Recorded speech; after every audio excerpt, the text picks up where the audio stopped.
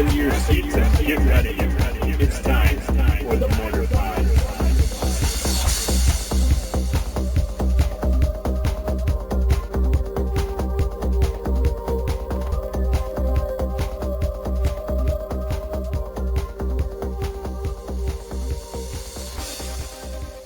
Hey, what's going on? This is Alex from SeemsGoodMagic.com. Welcome to this week's episode of the Mortarpod. This is an exciting week. It's pre-release for Dragon's Maze. I did one today. I went 3-1. So at the beginning of the podcast, I go through my deck list with you, what I played. I ended up getting a pretty good pool. I was happy with it. My rares were quite powerful. I ended up getting Ralzeric. I'll spoil it now. I was pretty happy about it. But Jake joins me via Skype, so this is kind of an unusual podcast. He won't be right next to me speaking. It'll be over the internet. So sometimes it's harder to communicate. I like being face-to-face when I'm doing podcasts because you get to talk to them, it's just a little bit easier. It's harder to talk to them when you can't see their face, so you can't anticipate when they want to speak and stuff like that. I just want to quickly remind you, Mortarpod is brought to you by SeemsGoodMagic.com. If you're a new listener and you haven't checked out that website yet, it's a website where I've created a lot of draft video content and I've put it on there. There's some articles, there's some fan contribution videos as well. I don't really know what to say about it. It's something a project I've worked on for more than a year now, and I plan on just keep working with it. I love Magic the Gathering. It's such an old game. It's been around so long. I don't see it disappearing anytime soon. The fan base is just too large and too captivated by it. This podcast is also brought to you by VarenCamp.com. Scott Varenkamp designed SeemsGoodMagic.com. I thought he did an excellent job. It's a beautiful website. If you'd like to have him do web design for you, go to his website at VarenCamp.com, VerenKamp.com. You can contact me about the podcast at Mortarpod at SeemsGoodMagic.com. So if you have any criticisms or any ideas for stuff you'd like to see us do, let me know. You can also follow us on Twitter at SeemsGoodMagic, and I tweet every time I upload a new video. I tweet every time we're live streaming. Our scheduled live stream times are Tuesdays and Thursdays at 7 p.m. Central Time. So if you want to see what we're doing, you want to check in with us and chat with us live, Tuesdays and Thursdays, 7 p.m. Central Time. Go to SeemsGoodMagic.com, scroll down to the bottom of the main screen, and you can see us live streaming there. Also at twitch.tv/inez27. That's who we're live streaming through. So without further ado, enjoy this episode. I hope you guys had fun with your pre-release. I'll see you later. Hello, what's going on? Alex and Jake here. Just got done with the pre-release. Jake is joining me via Skype. Jake, yeah. Okay, good. So first, I think before we go through the rest of the spoilers that we're going to do on the last one, I'm just going to go through my pre-release deck that I ran today. I went 3-1, so I was pretty happy with it. Ended up with a lot of good cards too. So first, and I'll do it card by card here too, so you can see what I had in my deck. So first is Swift Justice. This is from Return to Ravnica. And it's 1 white. Target creature gets +1/+0 and gains first strike and lifelink. It was a really good trick in Triple Return to Ravnica, which I remembered today, so that was kind of the reason I wanted to play it. Azorius Arrestor was the next card. Maybe you remember that one. Yeah, Arrestor was the 2-drop, 2/1 human in white. And when it enters the battlefield, you detain a creature your opponent controls. So it was a really good creature in Return to Ravnica. Alright, the next card I played was Boros Mastiff. And this card is new from Dragon's Maze. So it's a 2-drop, 2/2 Hound. And it has Battalion. Whenever it attacks with 2 other creatures, it gains lifelink until end of turn. So have you gotten a chance to play this one yet, Jake? I played against it. Haven't gotten a chance to play with it though. It was pretty good. Yeah. It's a bear, and then it turns into a lifelink bear eventually. Yeah. It's hard to complain about bears. Definitely. Yeah, this one's fine. I played it today. I liked it. It was actually really necessary. My deck ended up being very top heavy, so this is one of the few cheap spells I had, and I was lucky enough where most of my four color deck, by the way, was white early on, so it wasn't super difficult. It wasn't like I needed all my colors early on right away, so I was mostly Boros, and then it was Splash Blue, Splash, uh, Splash. Uh, what's the other color? Green. Green, yeah. So Splash, Gruul, Splash, Azorius, and I don't know. Four color. It seemed like it would have been difficult, maybe, but I had so much fixing. Those new key runes. What are they called? They're not. They're uh, Keystone. keys. Cluestone. Clue stones. The new clue stones are pretty cool. I like that they cycle later. You know, when you don't need them anymore. They don't punish you too bad for getting flooded. Did you play it yet, Jake? Yeah, I played. I think I only played two yesterday, but they worked really well. Yeah, I agree. I liked them. I played like three of them today and a key rune, so I was pretty well fixed. I don't know if I overkilled it or not, but panned out okay. Okay, so the next card I played was Avenging Arrow, and this is another card from Return to Ravnica. You know, usually an overlooked card until pretty late in Triple Return. What are your feelings about Avenging Arrow? It's good. I like it. I like it more since Cypher is a mechanic. Yeah, Helps you to take out Cypher cards. that's a good point. I didn't think about that. I liked it a lot in Sealed because there's a lot of big threats, but I mean the problem with it is you have to be punished by the card you're killing before you get to kill it. So it's not a very good card in multiples. I will say Yeah. that. I Yeah. mean, if you have the defender deck, you can be playing with guys with big enough toughness to just block and then Avenging Arrow.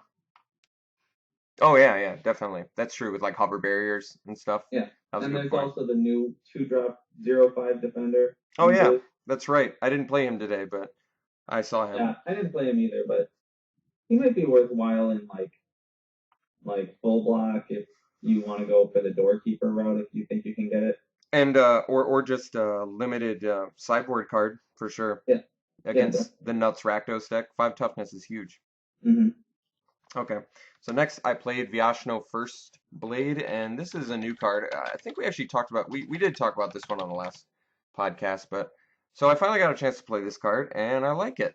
It the funny thing is it didn't really fit into my deck very well because I wasn't a very aggressive deck, but it still played just fine. I mean, it's kind of cool that it's like a 3 mana. You're probably getting in if you play it on turn 3, you're probably just getting in for 4 damage, and then it's a 2/2 blocker the rest of the game, at Yeah. worst, you know? So every time I played it, I got to attack with it for 4 and get in. So for that reason, I think it's actually pretty good. Yeah.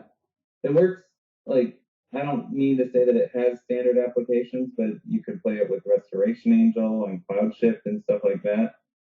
Yeah, I mean, that's a good point. It does have haste. I'm not sure. Maybe.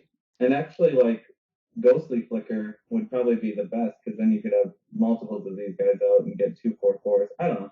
There's like I don't know. I'm not sure that it's actually standard playable, but I definitely like It does that have, they have that interaction. yeah, man, it's got haste. So it's a relatively cheap haste creature.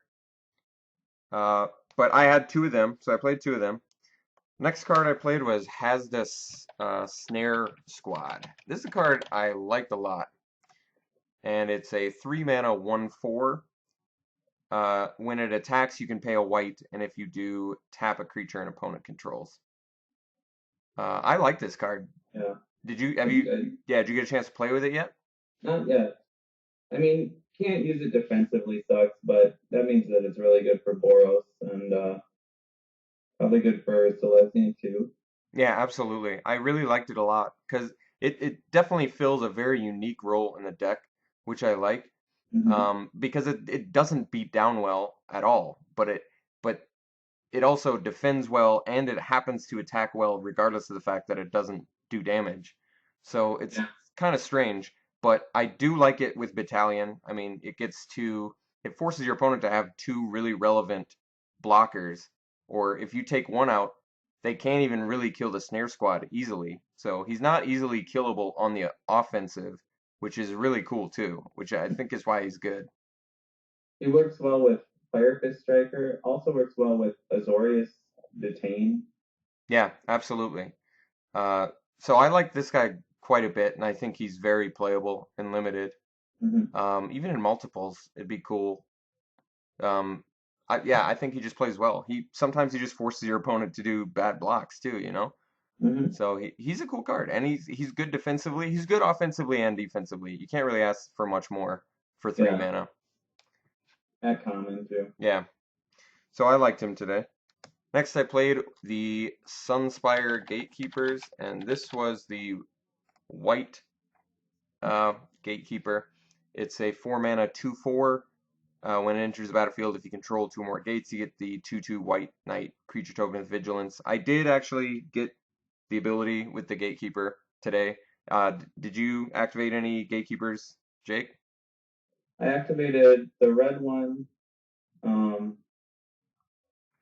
Yeah, only the red one. Okay. I actually, yeah, that's the next card I had too. I had the Smelt Ward one as well. They're kind of weird because they're a 4 mana 2/4 as well, and you get to active treason if you have 2 guild gates. I got to do, actually I don't think I got to do that one, but the white one I did, and I really liked it. So I think they're pretty good. I forget how we ranked them all though. I think we said the white one and which other The one? white is the best. Yeah, Is the black kill a creature? -2/-2. Yeah, So black is probably up there too. yeah, And blue just replaces itself, so that's good. yeah. It's not bad. Red active treason is pretty strong, but you have to have Yeah. quite a. I mean, it's pretty difficult. Even in sealed, it was kind of difficult, you know. And in sealed, we're like guaranteed to get some guild gates. You're guaranteed 4 guild gates. Yeah. Sure. And then actually in this field, you were guaranteed all 6.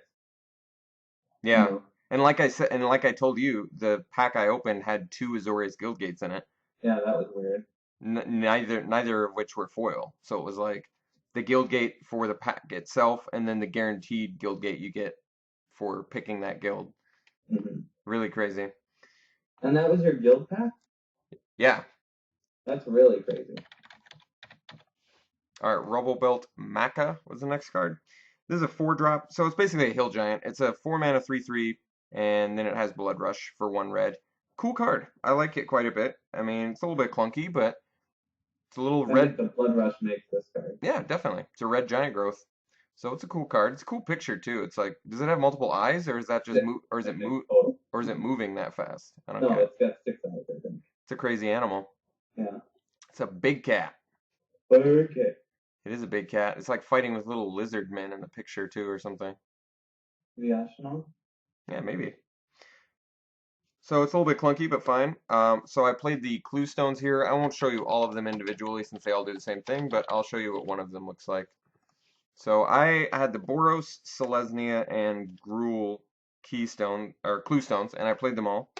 And they are 3-drop artifacts that tap for their respective guild colors, and then you pay the guild colors again, and you tap and sack it, and you get to draw a card. So I liked it. I liked them quite a bit. I had a top-heavy deck, like I said. One of the few times you really get to play top-heavy decks is in sealed, primarily.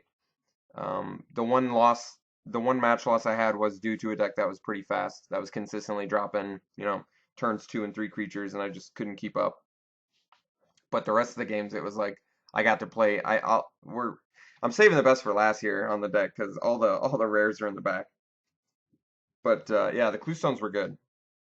I played Azorius Keyrune, and this is back from Return to Ravnica as well. It's the Azorius Keyrune does 3 mana and it taps for white or blue, and it turns into a 2/2 blue and white bird artifact creature with flying. So it's one of my favorite Keyrunes. I think it was between that and Dimir, we said, right? I think I like Dimir, Ortsov, and Azorius probably the best. But Dimir is probably like the best. It's hard to. That's true, but Azorius Keyrune blocks flyers, which actually was relevant for me today with Swift Justice because I got to activate the Keyrune block a 2/3 Cloudfin Raptor, and then use itself to tap Yeah, for the that's really good. Swift Justice. So that was cool. So I kind of like that it blocks flyers too. But you're right. I mean, unblockable is more evasive than just flying. I was gonna say it works better with its guild mechanic too. It's true. Flying is still very useful with Cypher as well. Yeah. So the next card I played was Armored Wolf Rider, and this is also from Dragon's Maze. It's 3, a green, and a white, so 5 mana for a 4/6, and it doesn't have any abilities. But I played this today. I liked it quite a bit. Um, I wanted, because I was playing so many mana rocks, I felt like 5 drops were pretty important, and I actually didn't have that many 5 drops. I had more like 6 drops. I was, even more of a turn behind. But I like this guy. Have you gotten a chance to play him or against him yet? Played against him. He's tough to beat. He is. 6 toughness Tough. was huge. Yeah. It was really good actually. I was locking down a Frostburn weird, and it feels, it's like pretty unusual that you get to lock down a Frostburn weird, Yeah. And Yeah, it is actually really strong. basically he's a Marhold Elves Dragon without the Rampage, right? Yeah, he is. But isn't Marhold Elves Dragon 6 mana too? Yeah, he's even more expensive. But you do get that Rampage too. Yeah, and I think it's actually only Rampage 1. Oh God, that's sad. Well, now we have to look it up. Yeah, you're right. It is sad. Even more pathetic. All right, Punish the Enemy is the next card. That card's really good. All right, so I got to play one of these, and I enjoyed it. It's a 5 mana instant in red, and it deals 3 damage to a player and 3 damage to a creature. We talked about this one on the last podcast. Used to be called Searing Blaze and require landfall and be 2 mana. But turns out still playable at 5 mana, so... Yeah, that's really funny too. I think that's a true testament to how powerful Searing Blaze is. Yeah, for real. I think that card actually still sees Legacy play. I'm pretty sure it does. At least sideboard play. Yeah. It's super strong. It's like so efficient. Yeah, it really is. Okay, so the next card was Scab Clan Giant. And we actually were just talking about this card before the podcast started.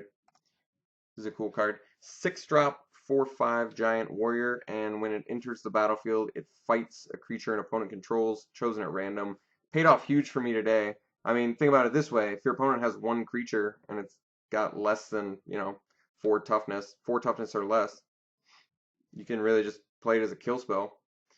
Mm-hmm. Plus a 4/5 body. It's really efficient for what you get. I will say that.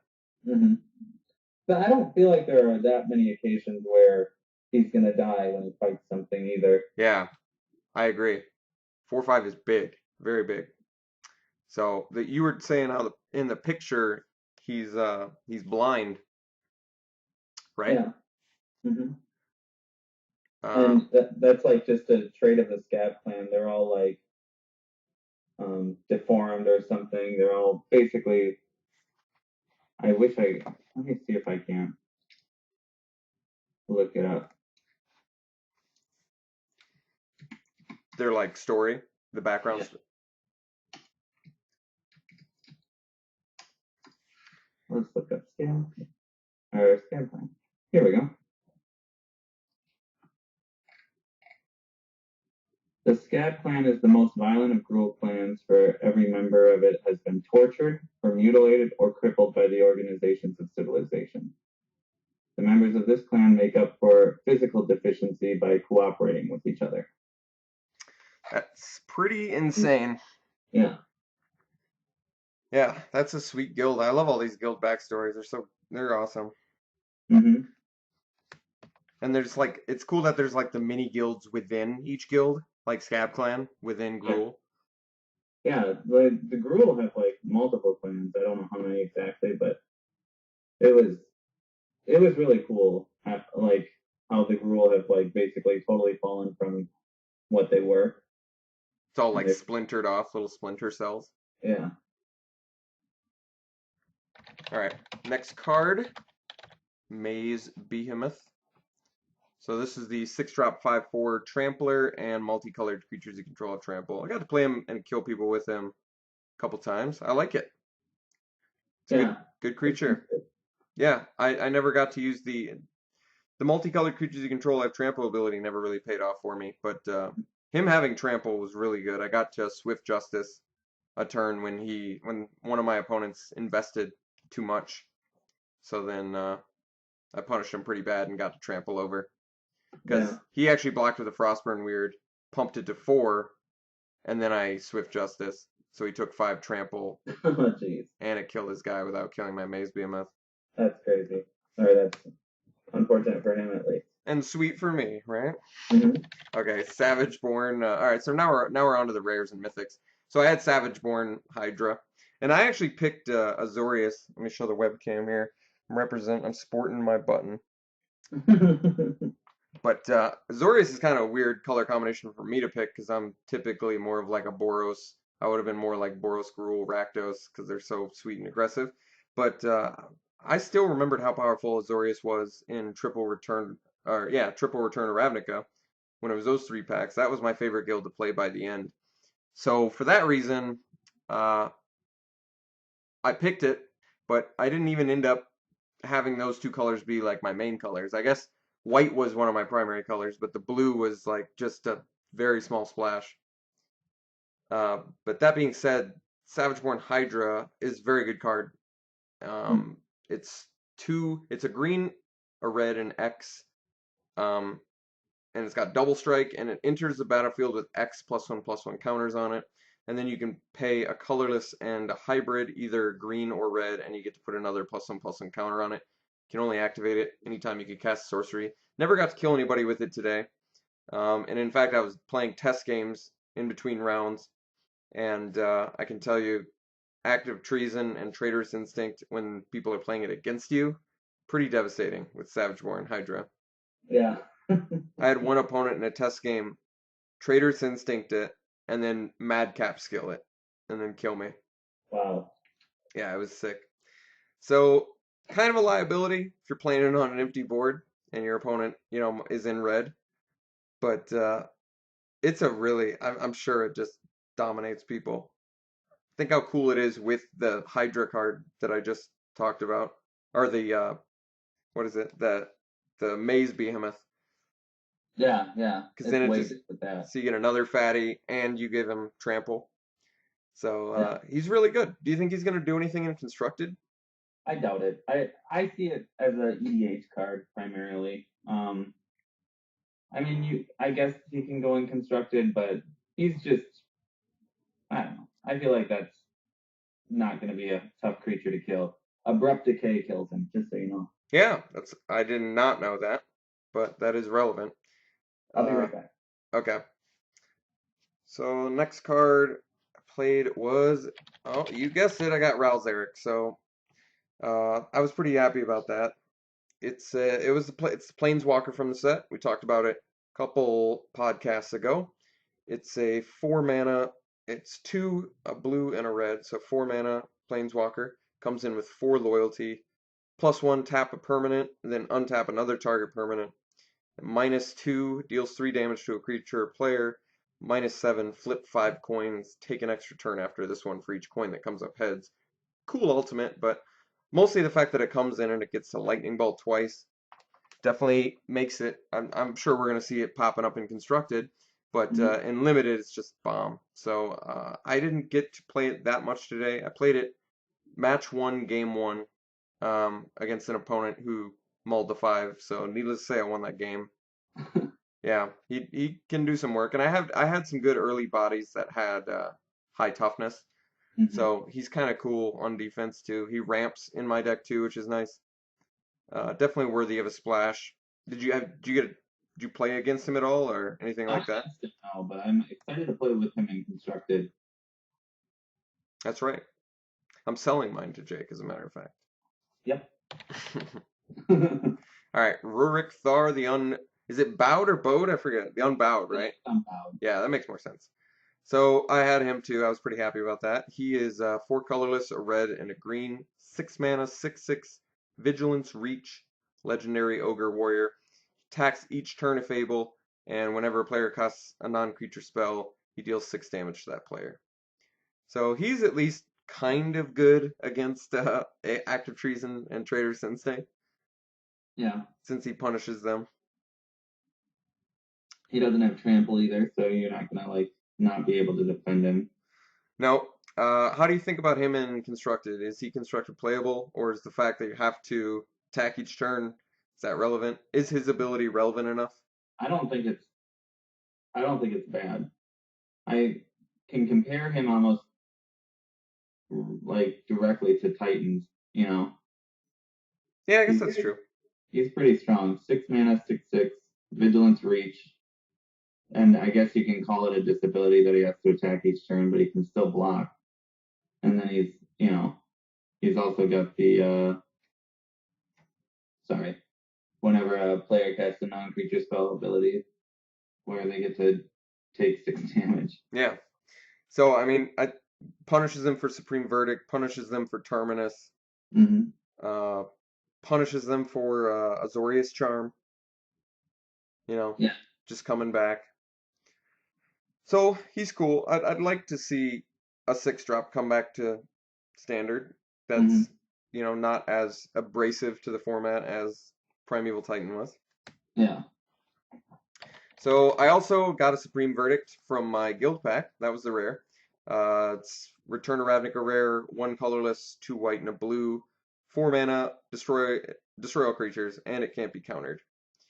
Proven to be, I think it's legacy playable from what I understand, because it can't be countered. So that's kind of cool. Yeah. Verdict's way good. It definitely won me my match for game 1. Absolutely. I was pushing the board just a little bit, and then I had in my hand a Supreme Verdict, Rurik Thar, and the White Gatekeeper, and I had 2 guilds. So I destroyed 2 of my creatures in the process, but the Supreme Verdict got 2 more creatures from him. And he was running that Sphinx, the 5-drop 1/5 flying vigilance one that just makes all the other ones bigger when they attack. So that like flipped the game, the Supreme Verdict there. So sweepers in general, very good. Like so strong and limited. Yeah, like Merciless Eviction was so good. So Supreme Verdict is arguably better since it's way easier to cast. Next rare, Boros Battle Shaper. So this is a 7-drop 5/5. It has at the beginning of each combat, up to 1 target creature attacks or blocks this combat if able, and up to 1 target creature can't attack or block this combat. He was very useful. Very useful. Yeah. He's super strong. Yeah, he really does. He can punish. He changes combat so much. So he's well worth the 7 mana. I still don't know if I'd slam first pick him because in full block. We haven't found out yet. I kind of get the impression that full block's going to be slower than either triple Gatecrash or triple Return to Rav. Yeah. Just because it's going to be harder to do like a consistent. It'll be primarily 3-color combinations too. Yeah, I agree. So it's going to be harder to do a very consistent in-your-face aggro deck, I think. So for that reason, maybe the 7-drops will be more playable. I guess that's open to more discussion. I don't know. This guy's good because it's at the beginning of each combat. Yeah, it was really cool. I played it in 1 round, and my opponent had a creature with Guildscorn Ward, so I couldn't target that creature with the Battle Shaper, but I could manipulate his other creature, so I was like still making combat very difficult for him. Well, that's sweet. Yeah, but he shouldn't have been playing Guildscorn Ward, so lesson learned on that one, I guess. Yeah. I also had 4 guild gates. I had 2 Azorius guild gates, a Gruul guild gate, and an Izzet guild gate. So that was one of the primary reasons why I could even make a 4-color deck work. I had like ample fixing. Very seldom was I color screwed, which is nice. But I think we can start going through the list now. Try and cover all the remaining cards that we haven't talked about up to this point. So I think we talked about the Mastiff, we talked about all these. Riot Control? I don't think we talked about this one. No, we didn't. Okay, so this is 2 and a white instant. You gain 1 life for each creature your opponents control, and then you prevent all damage that would be dealt to you this turn. What do you think about this card? It's okay. It's cool. It's not Not anything amazing, but it's good enough. It's Uh, cool that you can like still block creatures that you know you can kill, and you just don't take damage. You know. yeah, that's a good point. Do you think it's could there be a Turbo Fog deck in Constructed? I felt like there already was something like that. Yeah, I think there was, but that was when Rites of Flourishing was around, maybe. Maybe not. No, I think it was recently. Yeah, you might be right. How many like green fog effects are there? There's probably quite a few, huh? There's fog, moon mist, clinging mist, and then there's safe passage still in standard. Is This one now. isn't there a creature that it's the only creature that a creature from Avacyn, a green creature that does some sort of fog effect? Maybe not. Huh. I can't remember. It's like the Doesn't sound familiar. oh okay. Yeah, I don't know. Could be But wrong. there might be. But Riot Control, yeah, it's probably limited playable in a pinch though. Maybe um, if you're a slower deck, Hmm. you think it's possible to play this? Yeah, I think so. I mean, I think it's a good sideboard card if your opponent happens to get a good aggro deck. Yeah, like maybe you feel like this would be legit against the Gruul, the Rakdos, the Boros, the decks. Yeah. Hmm. Those ones in particular. Okay. Scion of Vitu-Ghazi, I think we talked about that one. Steeple Yeah. Rock, we didn't talk about this one. So this No. is 4 and a white for a 3/1 flying first strike bird. Don't really like it because it's 5 mana for 1 toughness. And actually, I witnessed a game today at the pre-release where uh, someone played it and extorted off of it right into a Smog Elemental. Like, Smog Elemental was already on the board, and he just played Steeple Rocks to extort off of it. That's terrible. Yeah, well, he couldn't do anything about the Smog Elemental. Yeah. God, that sucks. But that goes to show you how relevant it is that he only has 1 toughness. Well, yeah, and Electrickery killed him too. Yeah. So unfortunately, I think this card's not the greatest. It's fine if you're. I think it's fine if you're a creature heavy deck. If you're a creature heavy deck, I think this card's fine because then there's a good chance. Creature heavy is in cheap creatures too, because then there's a chance that they have already used their removal by the time Yeah. you get to it. And then 3 power first strike flying is actually pretty relevant. So overall, I think he's probably a mid. He's gonna be a mid draft or mid Dragon's Maze pack pick, probably Mhm. 7 to 10 or something like that. I would think. Yeah. Okay. Do we talk about? I think we talked about Aetherling and Hidden Strings. Talked about Mind Static, right? Or did we not talk about that one? I don't know.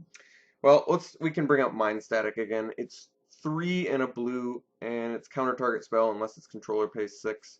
It's a So hard counter, basically. yeah, essentially. But I think the unfortunate aspect of it is uh, most. Would you argue? I'd argue that most of the 4-drop counter spells end up not getting played. Cryptic Command being a very clear and resounding exception to that rule. Yeah, I mean, like, you used to be able to play Rewind. Now you can play it as, like, a one-up, maybe. But, no, in general, 4-drop counter spells are not that great. Yeah, but Rewind when it was alongside Teferi was just Yeah. that was insane. Yeah, that was when it was really, really strong. That was when it was like played as a 4 of, I think. Mhm. But Mind Static, I mean, sure, it's playable. It's playable and limited. Yeah. But I don't think you ever want more than 1. And I would say overall, you probably don't. It's fine sideboard, I guess. Hmm. Say have some fatty you want to deal with. But leaving 4 mana up to counter is not easy. Hmm. There's also cancel in Return to Ravnica. I'd much rather have that. Yeah. Murmuring Phantasm is the next card. This is the card you talked about earlier. So it's 1 and a Yeah. blue for a 0/5 Spirit with Defender. And we said it's probably sideboard. I probably wouldn't want to main deck it unless I'm a Defender deck. Hmm. But sideboard, absolutely. I think it's fine against Boros, all the aggro decks. Boros, Gruul, and even Simic is pretty aggressive. So I could see this being just fine against that. And actually, it works kind of well in Simic as a way to evolve everybody. It's a good point. It's a cheap evolve. Runner's Bane is 1 and a blue. It's an aura. Enchant creature with power 3 or less. And when it enters the battlefield, tap the enchanted creature, and it doesn't untap during its controller's untap step. So there are some cards that will punish you for playing this. Burst of Strength comes to mind. What are some other ways to untap? Somebody played it on my Frost Burn Weird, and I just pumped it past 3 power. And then does the enchantment fall off? Yeah, it has to be always enchanted with enchanting a creature with power 3 or less. Okay. But even Burst of Strength for the fact that it untaps it, so that's a pretty big way to punish it. Despite that, I think Runner's Bane is actually a very good card. I do too. I like it. So just a very cheap and effective method to lock down some cheaper creatures. Not very good against Orzhov, the extort. Yeah, the extort creatures. But absolutely, you want to stop. It's not very good against guild mages either, I guess. But good against Dimir. Yeah, that's true. Stop the cipher spells. It's a good point. I like it. I mean, it's good against what, like Wojak Halberdiers. It's good against Sky Knight Legionnaire. Mm-hmm. And keep in mind it's power 3 or less, so it can lock down some relevant rares too. Like you can lock down Trostani. Yeah. Trostani's a really good one to mention. Can't populate anymore. What are some other the Simic rare, the 1/4 that? Yeah. I'm trying to think of another good one, but I mean there are plenty of good cards that you want to take out. Mercurial Chemister. Yeah. Oh my God, that one's a really good one to mention. So there's actually just some good rares, even like well, I don't know. But just so it's good against like randomly against some rares, and it's also good against the super hyper aggro decks. Mm-hmm. So I like it. I think it's a good limited card. It's not going to see any constructed play, I don't think. No. Although it's in a cool color for removal. Blue getting removal is always they have to do it in a really specific way. Mm-hmm. Because otherwise blue removal is too strong. So there's always some catch to it. Yeah. Trait Doctoring is the next card. 1 blue, change the text of target permanent. I think we talked about this one on the last podcast, but it's been a while since they've last had this ability, right? Yeah, it has. When was the last? I don't like this card. When was the last time they did that? Was it the Mind Bend ability? Glamour Die from Eventide? Yeah. Could have been it. That's a good point. But I agree with you. I don't really like this card. The fact that it has Cipher doesn't really enhance that ability's power. No. It really doesn't. Yeah, so I don't quite understand what they were thinking with this. It kind of feels like they stretched a little bit with this one. Yeah. I mean, the fact that it also only lasts until end of turn, it's not like you're getting permanent changes. That's a good point. So I just don't like it. Yeah, I think you're right. I think they had a design issue. It's not quite sitting right with me with this card. Yeah. It is very cheap though. It's also a sorcery. It's just. Yeah, because Mind Bend was instant, right? Yeah, all of those effects have primarily been instant. Yeah, it doesn't feel right, does it? It feels very strange. I don't like this card. Okay, next we'll mention Windrake's back. So if you don't remember Windrake, it's been all over the place. Core sets all the time. It's in M13 right now too, so. Interesting. That's right. 2 and a blue, 2/2 flying Drake. Good, it's a limited staple. If you're the blue-white Flyers deck or any sort of Flyers deck, it's a great card. Mm-hmm. Bane Alley Blackguard is 1 and a black for a 1/3 human rogue. I think we talked about this one too, but it's pretty unusual to have a 1/3 at 2 in black. This might be the only card, right? I definitely haven't seen it too much, but maybe it's been around before and I just can't remember. But this card is strange because of that. It really is. And I don't know exactly what role it would fill in Limited. Yeah. No, I agree. It's like you don't really want to play it in. I mean, Ortsov, I guess you can play it. Doesn't really work well with Rakdos. Yeah, I mean it blocks guild mages, Yeah, doesn't blocks kill him. yeah, blocks 2 power guys. I don't know. It's not that impressive. Mm-mm.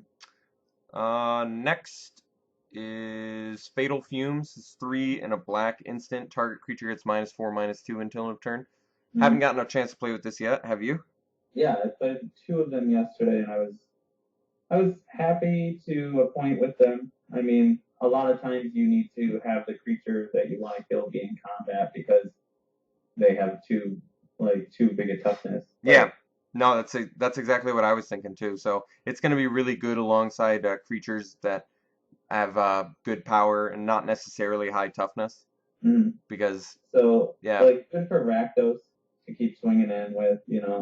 yeah, that's a good point. Because then you stop their fatty blocker or whatever. Yeah, That's and they cool. don't kill your creature, so you can attack next turn with it. Yeah, it's not. I'm okay with this with the removal Yeah, spell. I agree. It's not the most exciting. It's really not the most exciting black removal spell. No, At 4 mana, you expect black to do quite a bit. you would expect it to just outright kill something. Usually, that's a good Yeah, point. I mean, Grasp of Darkness from Scars of Mirrodin was 2 black for -4/-4. So Yeah, that card was also like Windmill Slam first pick usually. yeah, Was it common as well? yeah, it was. Impressive. But yeah, Fatal Fumes absolutely is playable. I'm sure. Um, it's fine. Yeah. Hired Torturer, the next card. 3 mana, 2/3 with Defender. 3 and a black tap. Target opponent loses 2 life.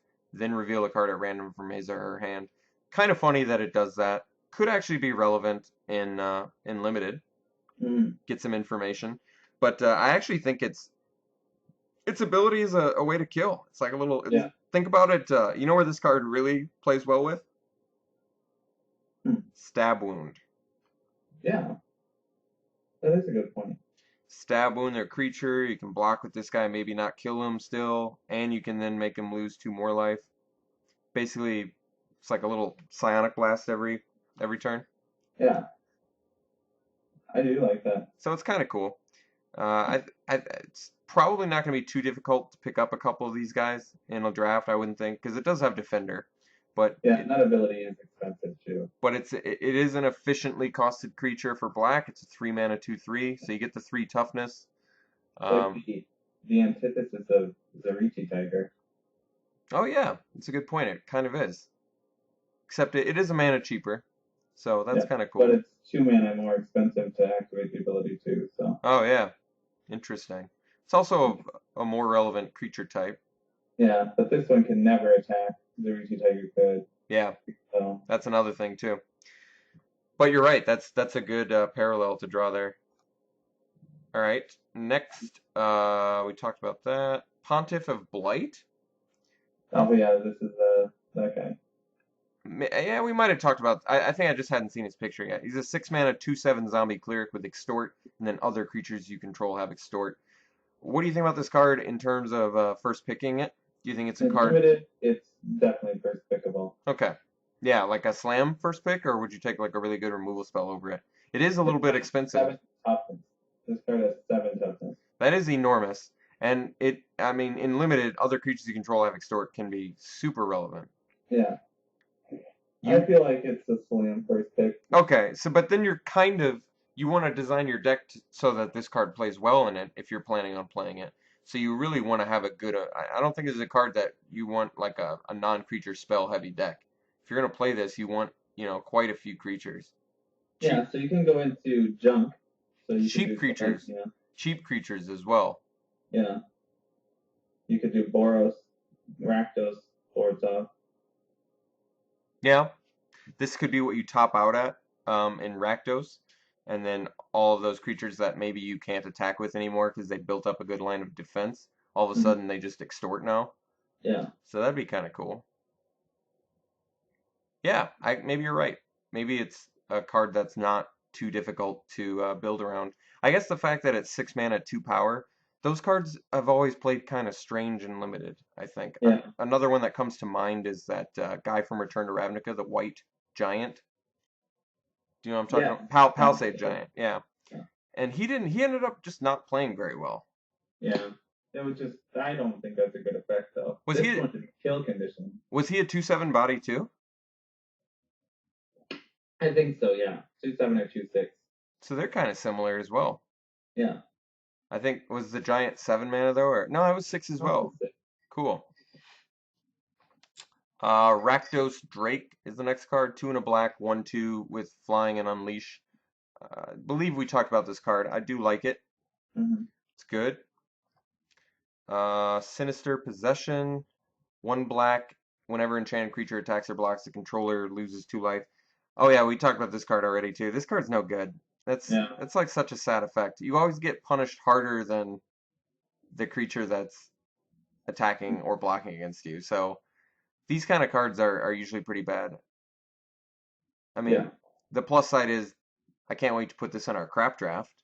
Yeah. You know what I mean? I guess you could put it on something that had to attack each turn if able or something like that. Hellraiser Goblin. It's very good. Yeah. That would be an amazing way to kill your opponent. That's actually not a bad thing to put on a Hellraiser Goblin, because then you don't really necessarily have to block it as long as you guys. Yeah, like, or you block it with like your walls or your that's funny. Like your corpse blockades. You block it with your corpse blockade. Sinister Possession, nice. Next is Awe for the Guilds. 2 and a red sorcery. Monocolored creatures can't block this turn. It's a pretty strong ability, I think. Certainly good in limited. We've seen this effect before. The one in New Phyrexia was non-artifact creatures can't block this turn. Mm-hmm. And was that 3 and a New Phyrexia red? Yep. Okay, so this is essentially the same mana cost, except you don't have to pay the 2 life. Mm-hmm. But I like this card. Are we saying main deck or are we going to say sideboard? I'd say sideboard. Okay, so there's enough gold in this format, in this block where in triple Dragon's Maze, if you do that draft, I think this card could be main deckable because so many of the commons are monocolor. Yeah. But like in full block, I feel like it's sideboard. Okay. So you think there's enough there's going to be that much gold in full block, gold cards playable and played where it's probably just better this is better resigned to sideboard? Yeah.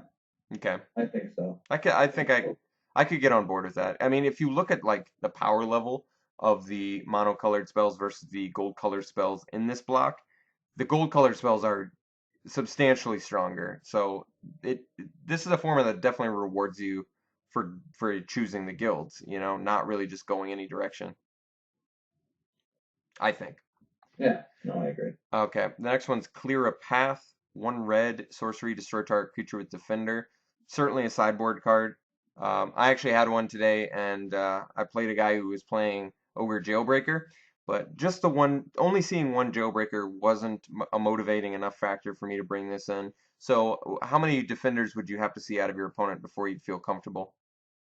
I'd want to see a few. Maybe like also the relevant ones like Lobber Crew and Doorkeeper and, Basilica Guards. Like there's like actually a good amount of Defenders. What about like Hover Barrier? Would you care enough about that? If they were doing the Defender deck, they had Hover Barrier, the new one, and Doorkeeper, then I might want it. But Axebane Guardian too. Yeah, Axebane Guardian is pretty good. But I don't know. I don't feel like it's necessarily the greatest unless they have at least 2 Defender creatures. Yeah, I think at least 2 is right. Did we talk about Possibility Storm already? Yeah. Okay, I think we did too. Talked about these. Riot Piker. We didn't talk about this card. This would be another good target for that sinister whatever. Yeah, I love this card in limited right now. Okay, so really like this is 1 in a red for a 2/1 Goblin Berserker with first strike, and it has to attack each turn if able. So it's very efficient for red. 2 mana, 2 power, first strike at common. It's actually very, very good red. The downside is you only get one turn to block with it, and that's the turn you play it, and then you have to swing in. So once they get a 3 toughness guy, you're kind of SOL. Yeah. Unless you have enough support for it. Like this obviously wears Madcap skills very, very well. Yeah. Even Pursuit of Flight. Yeah. Thieving Glee. Thieving Glee. Swift Justice. Yeah. There's a lot of things you can give this guy. Yeah, where do you think this is in the picking order? I mean, do you remember in Innistrad, I didn't like Blood Crazed Neonate very much. Neonate was one of my, and that was a 2-drop. So I'm kind of concerned that this could get to that same category. I think it depends on your support. If Yeah. you have like Gift of Orzhova, Deviant Glee, like some good enchantments, this is just really strong. Even Civic Saber, just giving it 3 power is a world of difference. It really is. It is a lot, yeah. I'm not opposed to this guy. I like him. Common Bond. Certainly high pick, but yeah, I think you're right. But because he's a 2-drop and this is such a 2 and 3 drop format, he might be higher. He could be up in like the 4th to 6th pick range or something like that. I could see him being that high up. Yeah, I can agree with that. Rubble Belt Maka, we talked about that a little earlier. It's the Hill Giant with 1 red, target attacking creature gets +3/+3. We like it. Weapon Surge. We didn't talk about this one yet. So this is 1 red instant. Target creature you control gets +1/+0 and gains first strike until end of turn, and it has Overload. What do you think? I think it's really funny that this is in the same set as Swift Justice. Did Swift Justice give something else? Lifelink. Okay, yeah. So I feel like the lifelink is good, but this probably is the more relevant spell. Yeah, absolutely. This is certainly a playable limited spell. What was the one from Core Set that they always make? Kindled Fury.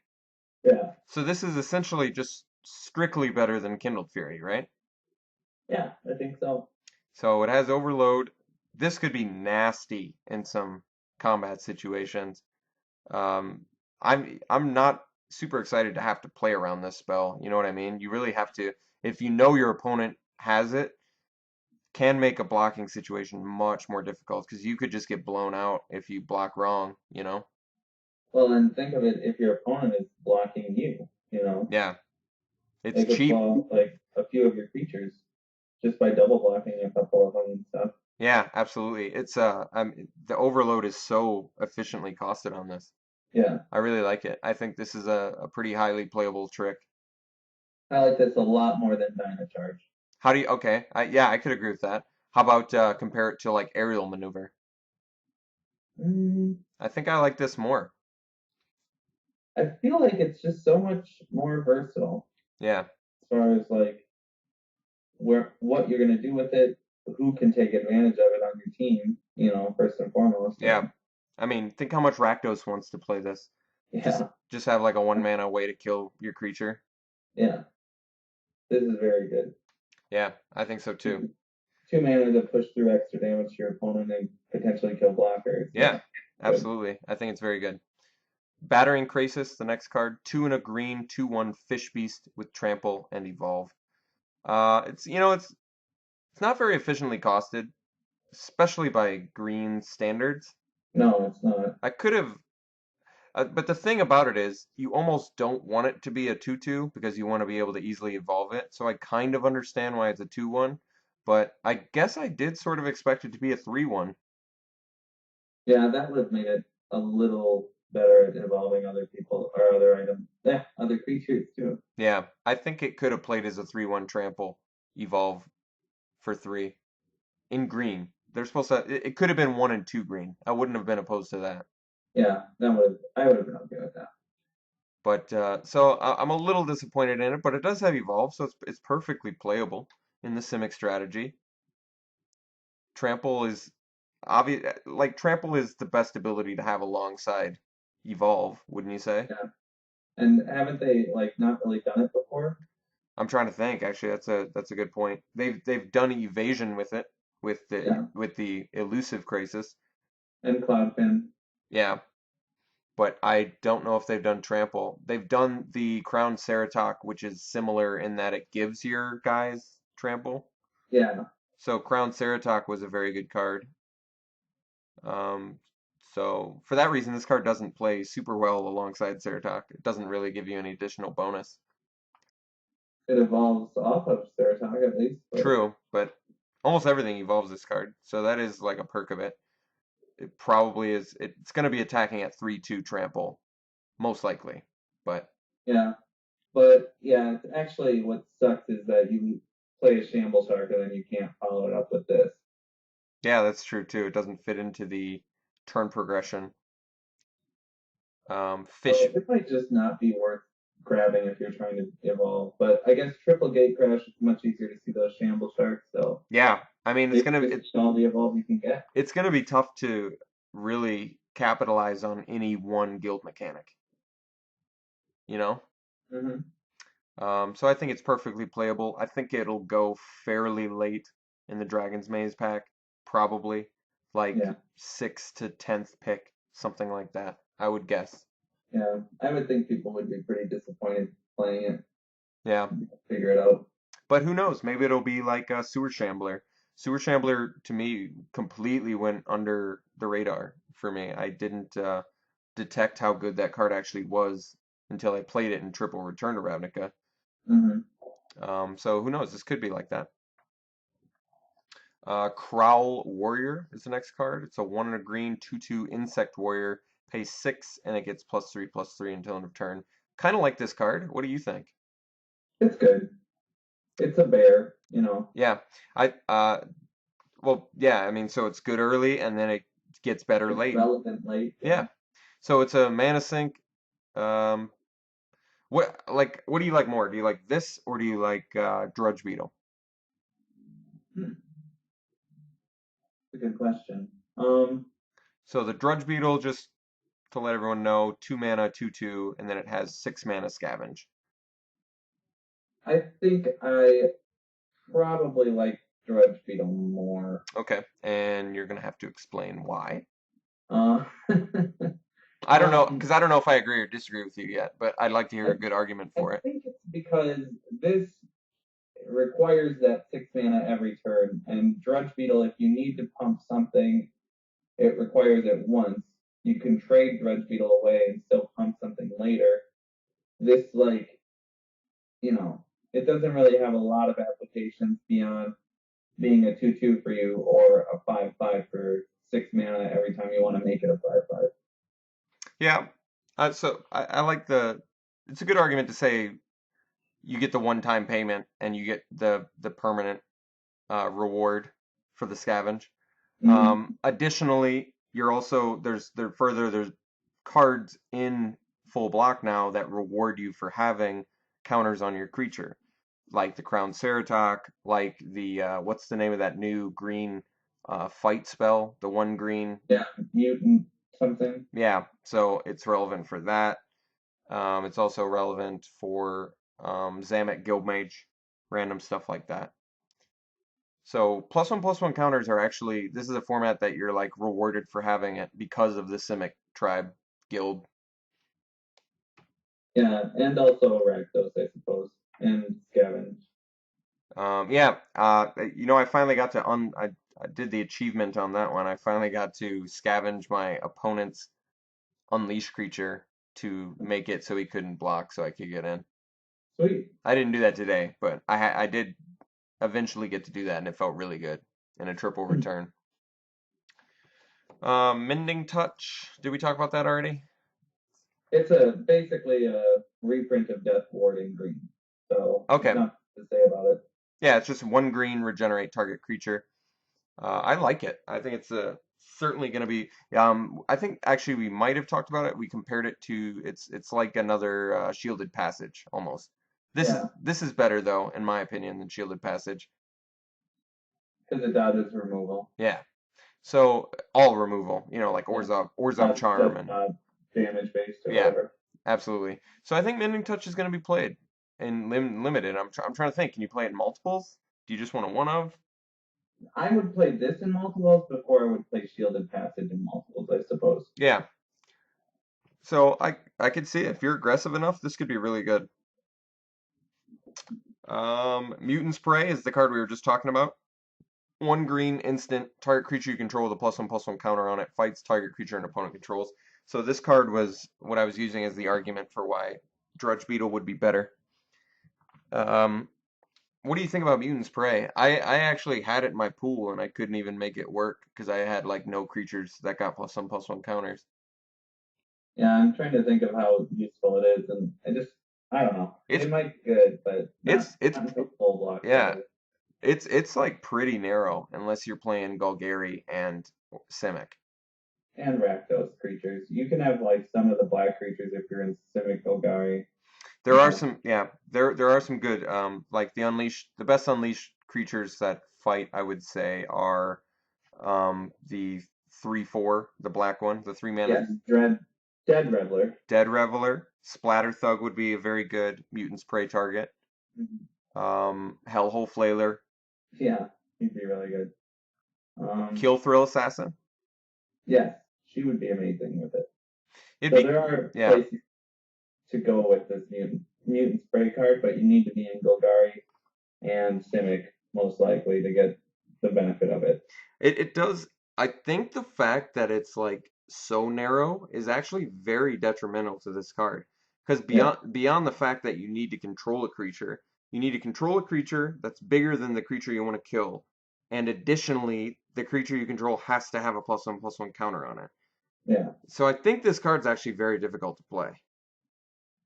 yeah. I agree. I could be wrong about that, but unless you are very dedicated, Simic or Rakdos or Golgari have just like your entire, and unless you have like 10 to 12 creatures that are that big with +1/+1 counters, I think Mutant's Prey is pretty difficult to play. Could be wrong, but that's kind of my initial impression of it. I agree with that. And I don't know how early it's going to be picked either. It's tough to say because of that. Mm-hmm. Fido Burst. It's the next card. 1 and a green. Target creature gets +5/+5 until end of turn. Have they ever done that? Anything like that before?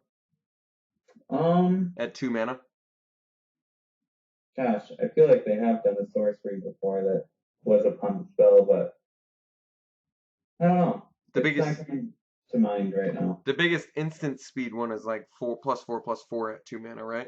Yeah, Or even 1 mana in like the case of Groundswell or yeah.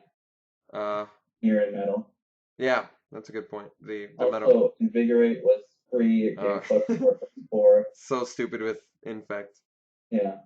But yeah, Fido Burst. I had an opponent try and play it against me at instant speed today, and I was very eager and happy to correct him on that one because if it was instant speed, it would have been a big deal. But the fact that it was sorcery was definitely made my opponent re-examine the card. Yeah, I'd say.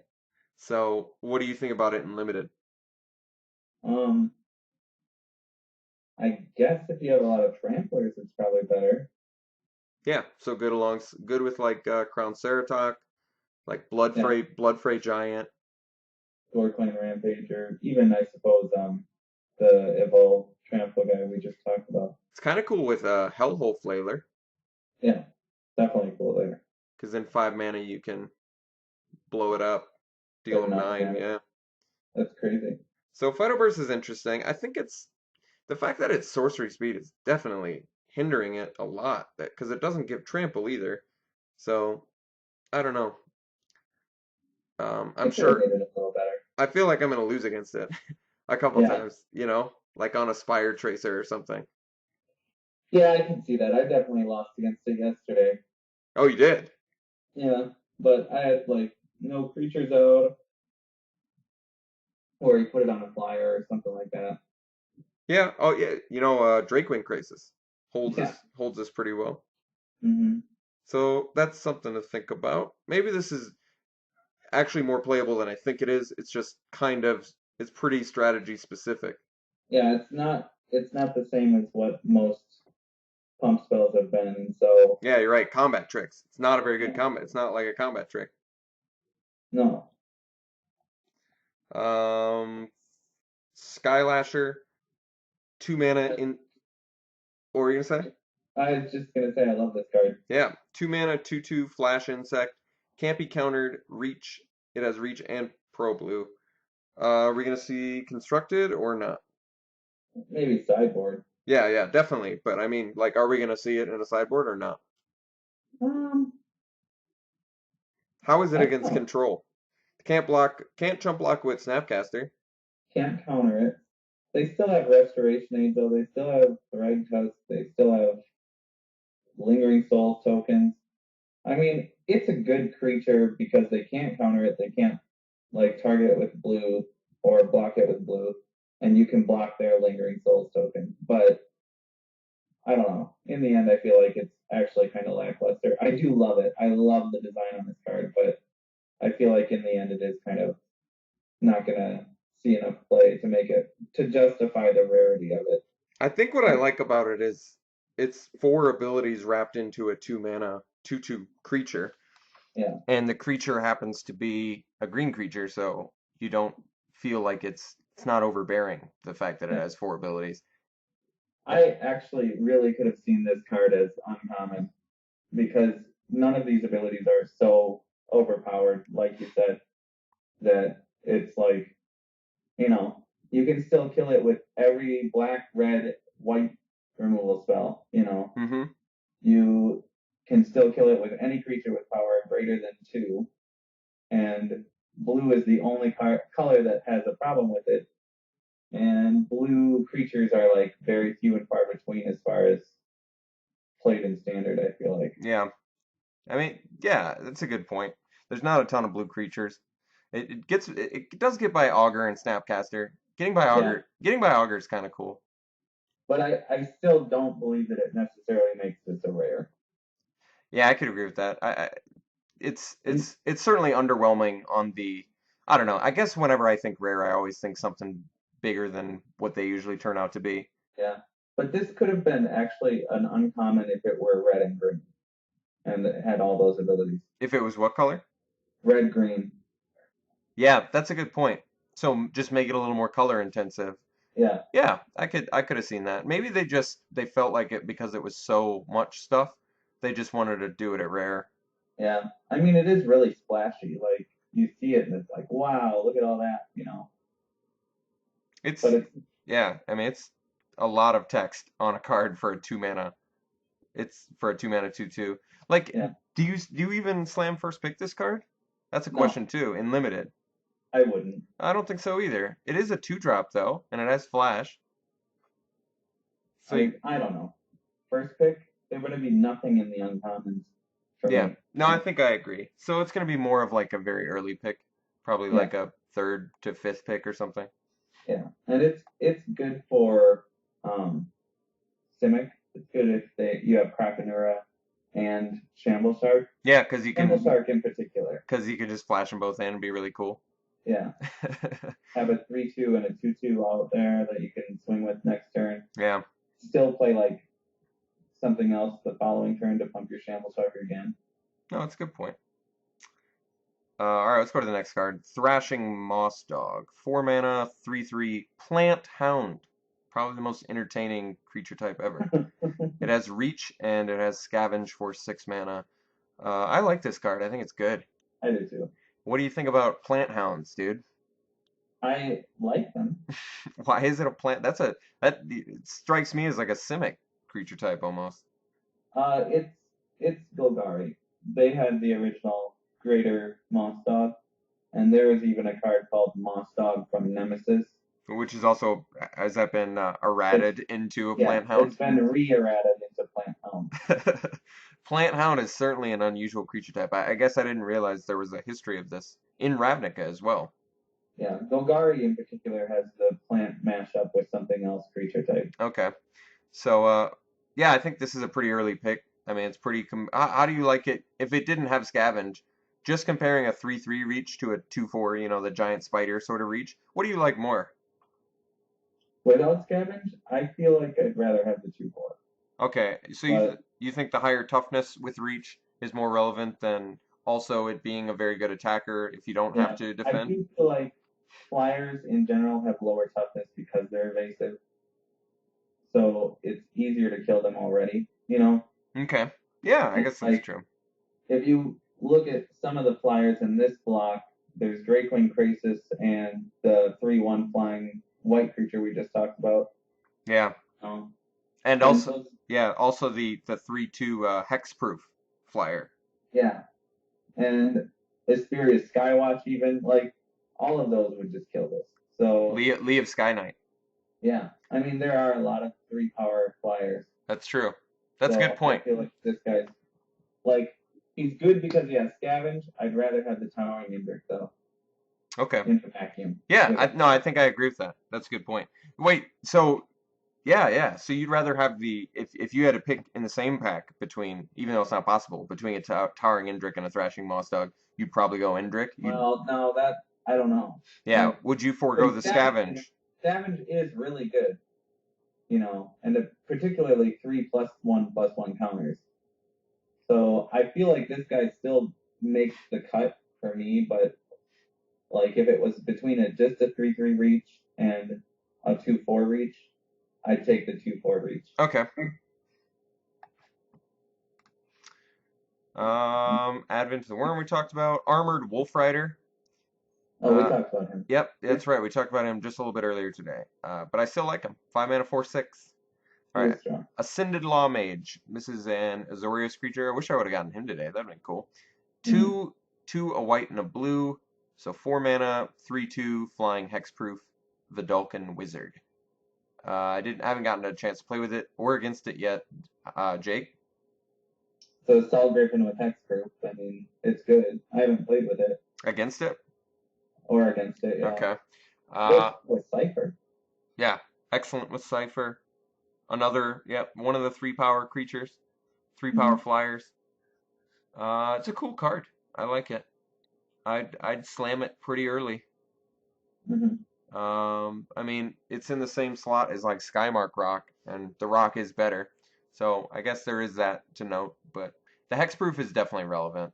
Yeah. I could see a lot of decks that just have a real big problem with this.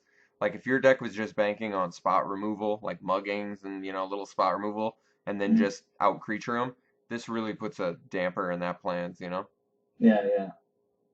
Definitely. Beetle Form Mage is the next card. This is 3 mana, 2/2 human insect wizard. It's a green and a blue and a colorless, and it has a green and a blue, and it gets +2/+2 and gains flying until end of turn. And you can only activate it once each turn. So I had 2 of these guys today, and I chose not to play them, even though I was on color with them, just because I actually opted for the Vyashno First Blades over them. Usually, this card's actually stronger than Vyashno First Blade, but like I said, my deck was primarily Boros colors, so I felt like it was going to be too difficult to play these guys. I tried, but I think, because I really do like this card quite a bit. What do you think? I like it. In Limited. Yeah, this effect is good in Limited and has proven itself good over and over. Yeah, and this is like the best iteration of it yet, in my opinion. I mean, it's better than Frilled Oculus and Dark Thicket Wolf, I think. Well, I don't know about Frilled Oculus, I guess. I mean, Frilled Oculus is a mana cheaper, but really, the 4/4 flying is just, this thing really takes games over. Yeah. I guess, yeah, I mean, it's the Simic deck has so many creatures to begin with. I feel like usually this guy is just your edge in those combat situations. Yeah. Allows you to keep getting in for 4. Like, I really think you could slam these guys infinitely in a draft. I could see that, and be okay. Next, Blaze Commando. 3, a red and a white. 5 mana, 5/3 Minotaur Soldier. Whenever an instant or sorcery spell you control deals damage, put 2/1/1. Oh, we named this card already, but you get 2/1/1 red and white soldiers with haste. There's not a ton of burn spells, is there? There's like Annihilating Fire, Explosive Impact. Trickery. There's what I really need to know about this card, I suppose, is no, but Trickery. Oh, just deals damage. Actually, I thought it was deals damage to an opponent. There's actually quite a few things that just deal damage. Yeah, and I really want to know, like, if that is for each damage that something deals, you get that effect, or what? You know? Oh, I see what you're saying. So if you were to do overload electricity and hit 5 creatures, would you get 10 dudes? I doubt it. That But let's sounds a little see. too good. I think it's just one time. I think it just makes sense as like a one-time thing for each instant and sorcery. But I really do like this with mugging. I like this with annihilating fire, explosive impact. I'm trying to think of all the spells that just deal damage. Mizium mortars at rare, I guess. Yeah, it is only for like the source of the damage, not how many things it deals damage to. Okay. But it's also a 5/3.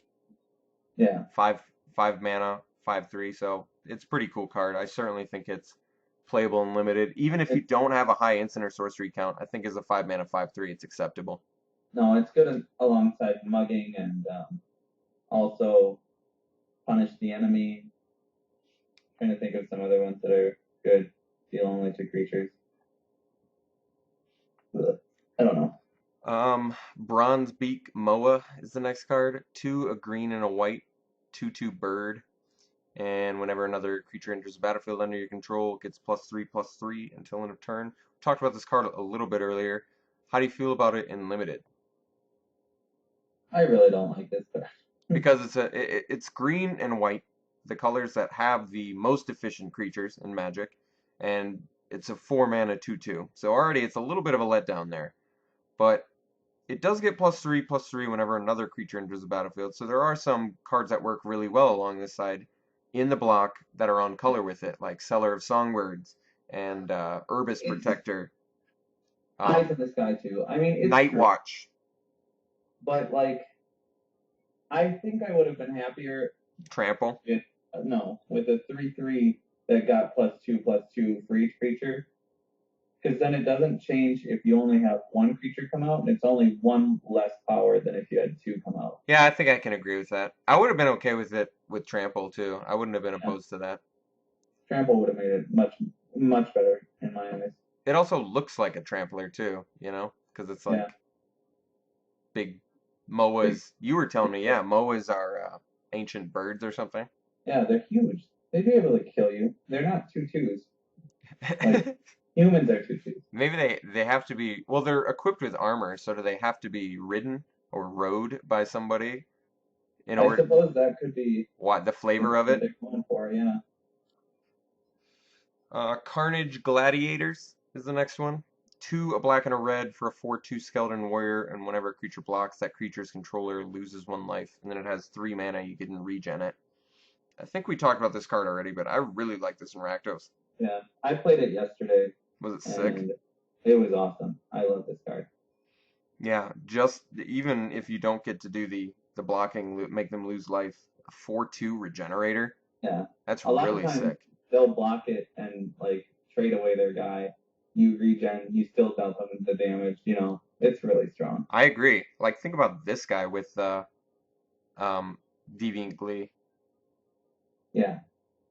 Just Or madcap skills. regen them, trample them, they block them, they lose life. It's like I every just like it better with madcap. either way, it's just very punishing. Yeah. Yeah. So this card's sweet. I'd say this is easily first pickable too, wouldn't you? Oh yeah. Okay. Talked about these. Talked about these. Ooh, dragon? No, we talked about that. Drown in Filth. Did we talk about this? I think we might have already. You did. Okay. Feral Animist. We didn't talk about this one yet. This is a card that's coming back. One a red and a green for a 2/1 Goblin Shaman. Pay 3, it gets +X/+0 until end of turn where X is its power. So it's really good alongside Blood Rush. Mm-hmm. You Blood Rush on it with like Slaughterhorn or the red giant growth hill giant guy who said Maka. And then you pay 3 more. So essentially for 4 mana you can make this thing 10 power alongside Blood Rush. So he's pretty all in. He definitely puts your opponent in a position where they want to block him. This is not a card you want unblocked and then get blood rushing on. Yeah.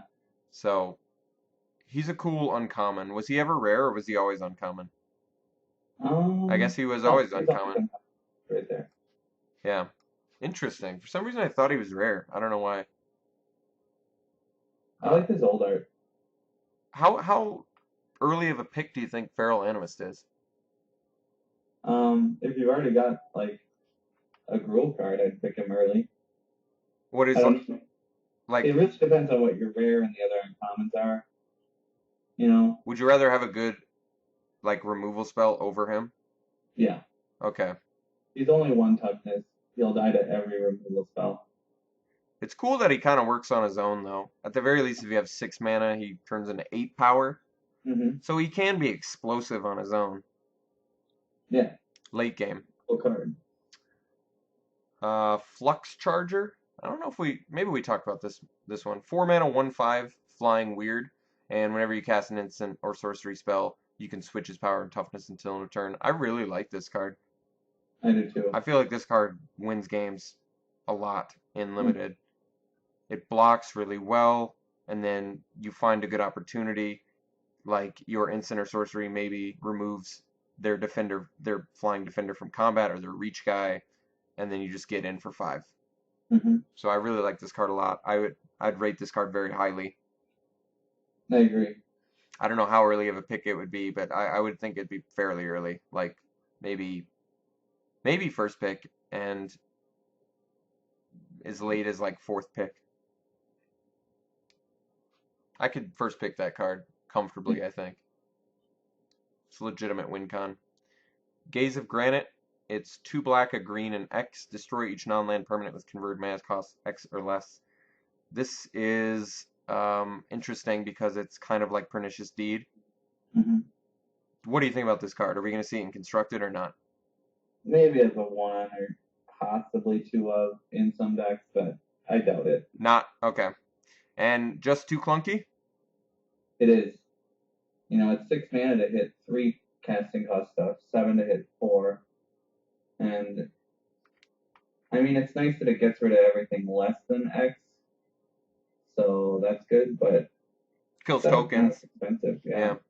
But you're right. I mean, Pernicious Deed was 3, but then you got to use that 3 the next turn to boost it even more, to take out more stuff. So turn 3 you had it, turn 4 you could wipe the board. Yeah. So this doesn't work that same way. That's a good point. I kind of compare this card to Consume the Meek. Do you remember that card? Mm-hmm. And I thought that card was actually going to be playable because it was an instant speed sort of sweeper effect. But that card never really saw much play at all, did it? It was too late against aggro during Zendikar block. So I think that's the same kind of problem this card's facing. By the time you get it online, it's too late. Yeah. I mean, turn 5 you can hit 2, which is all their Burning Tree emissaries that they had out on turn 2, you know? Yeah. Not exactly great. Yeah, I guess that's okay. I mean, the fact that it's in at least touching in green, you can ramp with it. Yeah. So if you're in a ramp deck, this card will at least reward you for. You've got support from Abrupt Decay and like, other removal in black. So. Devour Flesh and stuff, yeah. Mm-hmm. Gleam of Battle, the next card. 4, a red and a white. 6 mana enchantment. Whenever a creature you control attacks, put a +1/+1 counter on it. What do you think, Jake? Is this a card that you could comfortably play? I don't like it more than Gruul War Chant. Yeah, I don't think I do either. I think this is actually a fairly difficult card to play. If you, however, are very, very heavy on cheap creatures, and you have, this is another one of those cards that like Seller of Songbirds, Urbis Protector, Night Watch, you get rewarded. And actually, you know where anything with vigilance really gets rewarded from this. Night Watch in particular is sweet with this. Yeah. Since you get to attack and turn them into 3/3 vigilance on defense. Yeah. So I agree with that. Yeah. So it's even kind of good with like security blockade, something like that. Mm-hmm. And definitely Eyes in the Skies. Eyes in the Skies, surprise. Yeah. Get in, get bigger. So it's cool. Yeah, I could see this being like a 1-of that you splash for. Mm-hmm. Gruul War Chant. Well, speak of the devil. You just mentioned this one. So it's 2 colorless, a red, and a green, 4 mana enchantment. Each attacking creature you control gets +1/+0 and can't be blocked except by 2 or more creatures. Yeah, this is so. You got beat down pretty bad by this yesterday, right? Yeah. It's really strong. It's legit. Yeah. I mean, yeah, Pyro Heart Wolf was sick in Innistrad block. yeah, and this is one that's not easily removed. It's a good point. So, how early in the picking order? I picked this very early. Since it requires support as well. Just creatures, you mean? Yeah, like you wouldn't play it in any creature deck though, would you? I mean, wouldn't you want to at least have like a good amount to make sure you're getting rewarded for it? Yeah, but if you see this early, I'd pick this up very early because this then tells you to go very heavy creatures. Yeah. You know? So this is a card that's powerful enough that it's worth like building around or Yeah. Like focusing on it in a deck. Yeah. Like they have to have twice as many creatures as you do just to block all your creatures, you know? Yeah, that's true. And with Blood Rush in particular, you can really punish them for double blocking. And they're getting the power bonus on attack too. Yeah. With any Blood Rush that gives like an additional ability like First Strike or Trample or something, you know, it gets even better. Is it a combination of Orcish Oriflame and like Caterwauling Boggart or something? Yeah. It's actually is it Familiar Ground? No. It is like Caterwauling Bogart. Something like that. And Orcish Oriflame, you're right. Haunter of Night Vale. 5 mana, 3/4 spirit, creatures your opponents control get -1/-0. You were telling me you like this card quite a bit. I think I'm inclined to agree. Definitely in limited. Yeah. I like it quite a bit. Looks like it flies because it's a spirit, but I guess. Oh, it doesn't fly. Yeah. Oh, that changes my opinion of it slightly. But I still think Still it's good. I still think it's good as well. I mean, it actually makes the 4 toughness on it much better. Its ability. Yeah. That's very strange that it doesn't fly. It is, because look in the picture even, it's like Floating. It's like a spirit with robe, like it's clearly floating. I don't know. Yeah, that's weird. I don't know what they were thinking on that one. All right, Jellin Sphinx. I played against this card today, so it's 3 colorless, a white and a blue for a 1/5 Sphinx, flying vigilance. When it attacks, other attacking creatures gets +1/+1 until end of turn. I like this card. I think it's good. It's good and limited. Mm-hmm. It's not. It never gets its own bonus. Do you feel like it could have? I feel like it could have given the bonus on defense as well, actually. Okay. To itself or not to itself? No, not to itself, but on defense as well. Okay. Yeah, I guess I could see that. Like they did with Hamlet Captain. Yeah, this one it just doesn't seem Azorius enough because it's only on attack, you know? Yeah, and they're like more of a. They're not necessarily an aggressive guild. Yeah.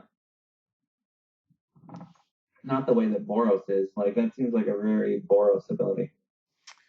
I think we talked about a lot of these. Wait, I don't think we talked about Maw of the Obsidat. No, this is a gross card.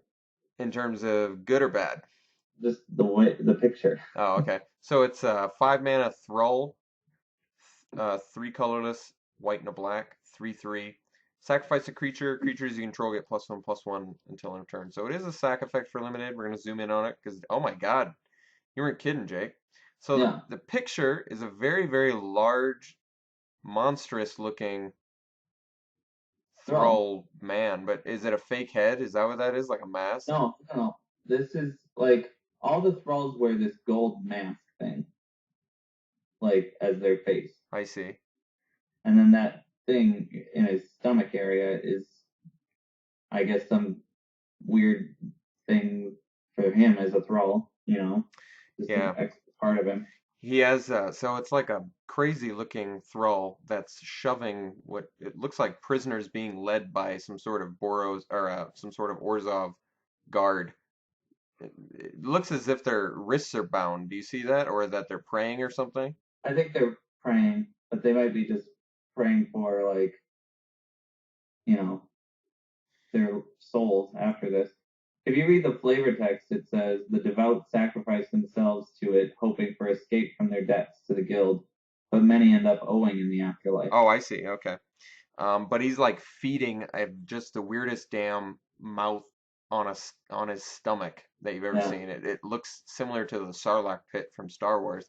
Yeah. Can you zoom in a little more on it? Yeah, it's got the jagged teeth. Actually, no, I'm sorry. This is as far as I can zoom in. Okay. But it's got some jagged teeth. And it's a nasty looking picture. You're not kidding. Yeah. But in terms of that card, it is an additional sack outlet. There's not many of them. There's Cartel Aristocrat, Corpse Blockade. So this is a card Yeah. that would play really well alongside Act of Treason and Traitorous Instinct. Yeah, and the new Gatekeeper. Plays well with a heavy token list, like Eyes in the Skies, Seller of Songbirds again. Yeah. So even Urbis Protector, sack the little 1/1, boost all your guys. Yeah. So it's a cool card. And actually, a cool aspect of cards like this and like Selfless Cathar was it can legitimately be a combat trick too. Mm-hmm. So I think this card is actually deceptively good. I think you can change the outcome of combats, and it actually puts your opponent in a position where they don't necessarily know how you can sack to. Well, blocking becomes a pain in the ass. It does. They can't, It complicates block things. little guy Yeah, it very much complicates things. I think it gives you an advantage in combat. Mm-hmm. Morgue Burst. I don't know if we talked about this. Maybe we did, but I actually really like this card. 4 colorless, a black and a red. 6 mana, so it is expensive, and it's a sorcery. But you return a creature card from your graveyard to your hand, and it deals damage to target creature or player equal to the power of the card returned this way. So it's like a Gravedigger plus a removal spell. Pretty cool. Mm-hmm. Is it gonna suffer a similar fate as like Corpse Lunge, where you think it's useful, but it turns out it's difficult to play? It might. I mean, it is expensive, like you said, but I guess it depends. It depends on what the power of your guys are in general. True. It works well alongside like Grizzly Salvage and Self Mill a little bit. Yeah. I don't know. I feel like it will be a little tough to play. Yeah, I actually feel like I'm overrating it, but those two effects are pretty strong. I actually kind of like the Gravedigger effect in Limited quite a bit. And cards like Remember the Fallen and Morbid Plunder were cards where getting the double Gravedigger effect was like super strong for a while there. It's really, really good value. Yeah. So I thought this might be more similar to those cards, but this might be more similar to Corpse Lunge in that it's difficult to play. So we'll see. I don't know. Not sure yet. Pilfered Plans. It's 3 mana sorcery. Target player puts the top 2 cards of his or her library into his or her graveyard. Draw 2 cards. I think we talked about this already, but you can play this as a self mill too, which I kind of like. So you can do sort of like a Golgari Simic list. And you could make this work alongside Scavenge and stuff. That'd be an interesting way to play it. I do like this card. I mean, obviously, it's good for Dimir Mill deck too, the one that plays, Psychic Strike and Paranoid Delusions. So it's cool. You know, it is cool. I think it would have been cool as with Cipher if it was like mill 2, draw 1 or something like that. Yeah, I agree. I mean, I guess they already have Paranoid Delusions, I suppose. And they already have the 4-drop draw 1 card with Cipher. But it would have been cool to see this effect with Cipher. Actually, mill 1, draw 1 would have been a cool effect. Yeah, with Cipher. I agree. They could have balanced it like that. Yeah. Plasm Capture. 4 mana, counter target spell. Oh, we talked about that one already. So it's like a mana drain, except 2 more mana, right? Reap Intellect. Did we talk about that already? Maybe I haven't seen the picture yet on that one. But it's 4 mana X sorcery. Target opponent reveals his or her hand. Choose up to X non-land cards from it and exile them. For each card exiled this way, search that player's graveyard, hand, and library for any number of cards with the same name as that card and exile them. Then that player shuffles his or her library. So, do you think this is going to see constructed play or not? I mean, obviously in limited, it's not that great. It's too expensive. But how about constructed? Too expensive as well? Maybe. I mean, it's dependent, you know. I guess you can Cyclonic Rift at the end of their turn if you got 7 mana, and then on your next turn play it for 8. Potentially, like, blow them out that way. Are you going to do it in Commander? It's not good in Commander either because of phlebotomy effect, you know. Oh, I see, because it's only... Yeah, you're right. It just essentially gets rid of their hand. Playing Mind Twist. Yeah, you're right. So that's kind of disappointing.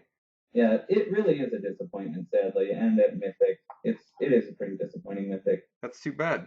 Too expensive. Yeah.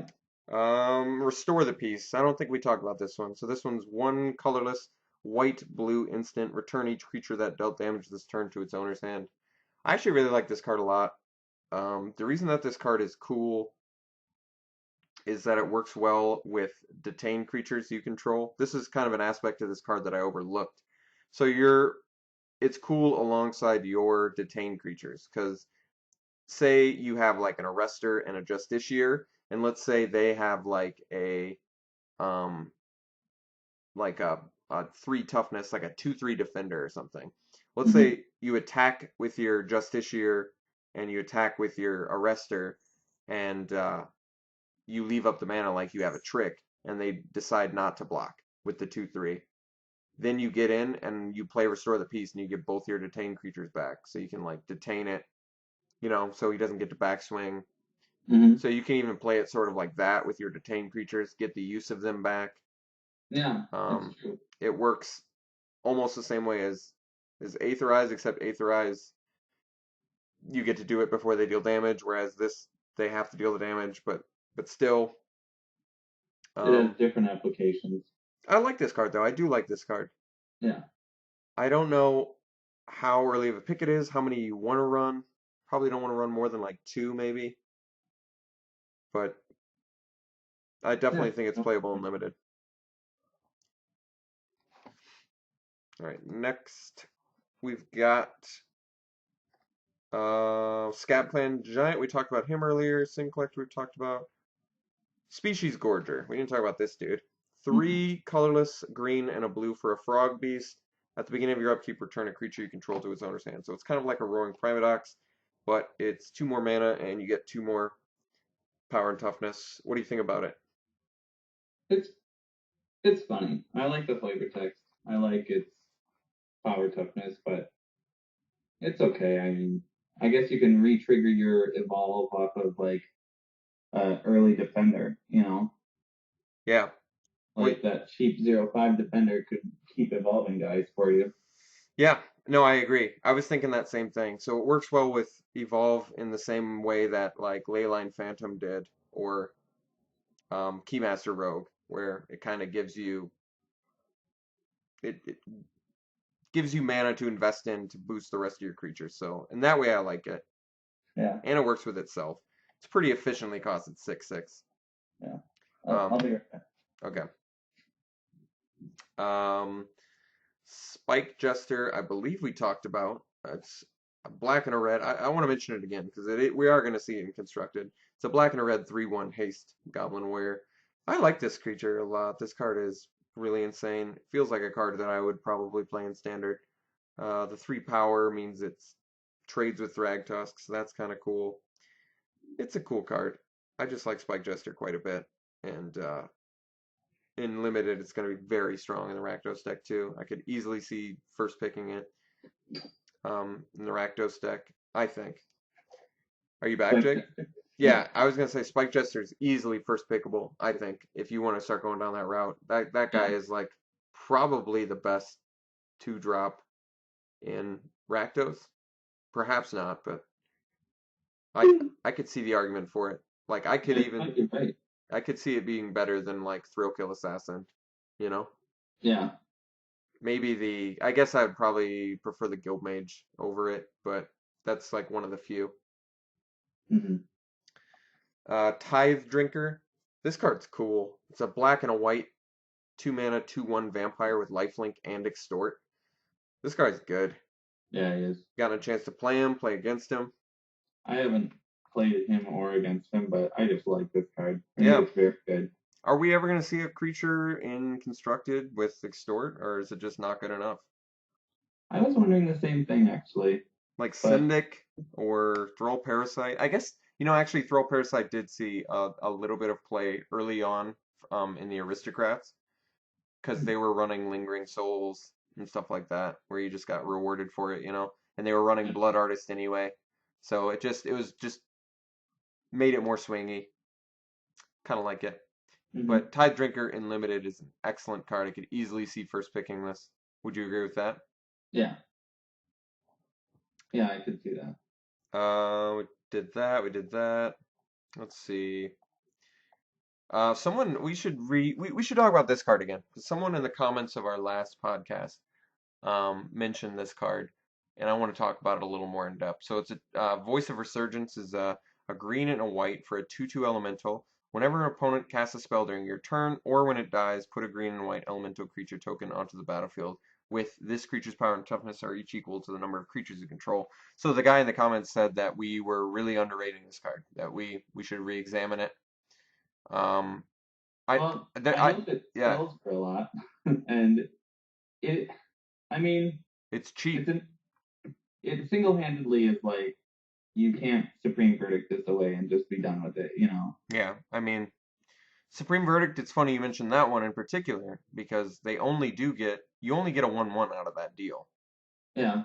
I guess if you have a Thragtusk out too, you do get a 2/2 then, right? Hmm. So there's that. So it's cool. I do like this card. I don't think this card's bad. I don't think it's gonna like define the format, but I think I don't know. I wanna play with it.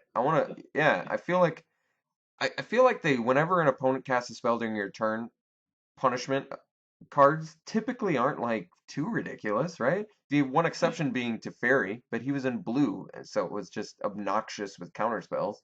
Yeah, they're pretty easy to play around. But like, I'm trying to think, what's that one that like gives you the 4/4 elementals? You know what I'm trying? Is it like Hoofprint? Not Hoofprints of the Stag, but No, I know what you're talking about though, but that was color specific too.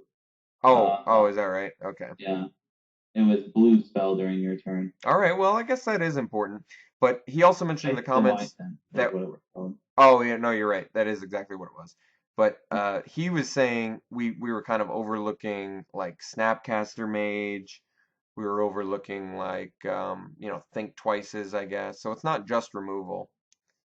But Yeah, but like against a control deck, I mean, Detention Sphere and O-Ring. Well, you have Pillar Flame too. Mm-hmm. So I mean, there are outs to it right now. That really, I don't get it. I don't quite understand it. I definitely think it'll see play. Do I think it's like a format breaker? Not really. Like, I'm trying to think of how well this card interacts against my Naya Humans list, and I guess it does interact fairly well, but because it gives them another blocker, Yeah. so I could see that. But I don't know. I guess I'm just not convinced yet that it's like What I don't like about it is that it's a mythic rare when it feels like it could have been a rare and just been really efficient. Because if you're going to print a card and this is like generally my problem with mythics at 2 mana, is that they're always like the ones that people want to play 4 of in their deck, yeah. So then it's harder to get the 4 mythics. Well, it's just like that wasn't their plan with mythics, They didn't necessarily want the mythics to be like that. 4 ofs in a deck. Yeah, that's a good point. So Voice of Resurgence overall, I think this card's like I'm giving it like a 7.5 out of 10. That's about where I'm rating it. Yeah. Because it does it has use, but it replaces itself. It puts your opponent in a position where they have to do spells a little more on your terms. So there is that. And I think it's legit. But I don't think it's like devastatingly broken by any means. Mm-mm. We did that. Warped Physique. I'm not sure if we did this one. This is a blue and a red, or sorry, a blue and a black instant. Target gets plus X minus X till end of turn, where X is the number of cards in your hand. Maybe we did do this one, but it's like the blue card from Future Sight. Yeah, erratic mutation. Yeah, we mentioned that before. So it is it's good removal spell. I think it's totally playable. Mm-hmm. Woodlock Crawler. We didn't do this card. So this is a blue and a black 2/1 insect with Forest Walk and Pro Green. Now I'm saying this is actually constructed playable. What do you think? I agree with that. Sideboard. Yeah, sideboard, of course. But I agree with that. locks down Thragtusk. It does come out and stop Burning Tree. Yeah, that's a good point. Stops Burning Tree. What else does it stop? What are some more relevant green creatures? And Mayor, Centaur Healer. There's a lot of green creatures that are getting played. Thragtusk token. Yeah. And the Forest Walk can be really relevant. You were saying Cypher? Yeah, this with Cypher is pretty good and limited. Yeah. Like we said, Landwalk in general is not super common in this block because you're playing 2 to 3 colors. So like Sewer Shambler was very good. I anticipate this card being very good in limited as well. How early of a pick do you think you'd take it? Because it is a 2-drop. Probably not too early. Really? I don't know. I mean, I'd take it maybe 4th, 3rd. I could see that. But you don't think it's like first pickable over like, would you rather have this or would you rather have like that 2-drop vanilla green creature, or not vanilla, the 2-drop 2/2 where pay 6 +3/+3? Oh, I'd rather have this. Okay, even though it's more color intensive? Yeah. And more guild restrictive? Yeah. I think I'd agree with that too. Zertot Druid. I really wanted to talk about this card because I like this card a lot. This is a red and a green 1/1. I played against this today too and got worked by it. Yeah. Red and a green for a 1/1 human druid. Tap, add a green to your mana pool, and whenever you tap it for mana, it deals 1 damage to each opponent. I really like this card a lot. What do you think? Oh, I really like this card. Constructive playable or not?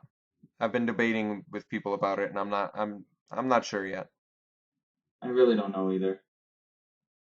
Maybe. I think it can. I think it could be in the right deck. I'm trying to think of 2-mana ramp spells that were ever played, like ramp creatures. I mean, we never really saw the Scorned Villager played much, did we, in Constructed?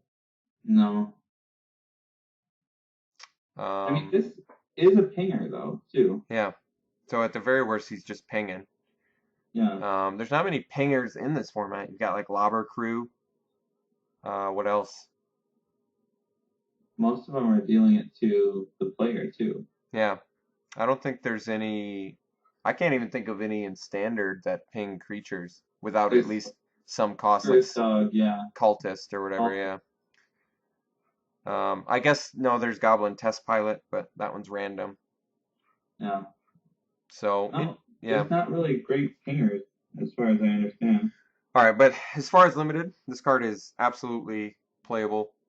Very high pick, in fact. I think I would easily first pick this because it's a ramp, plus deals damage in a relevant color.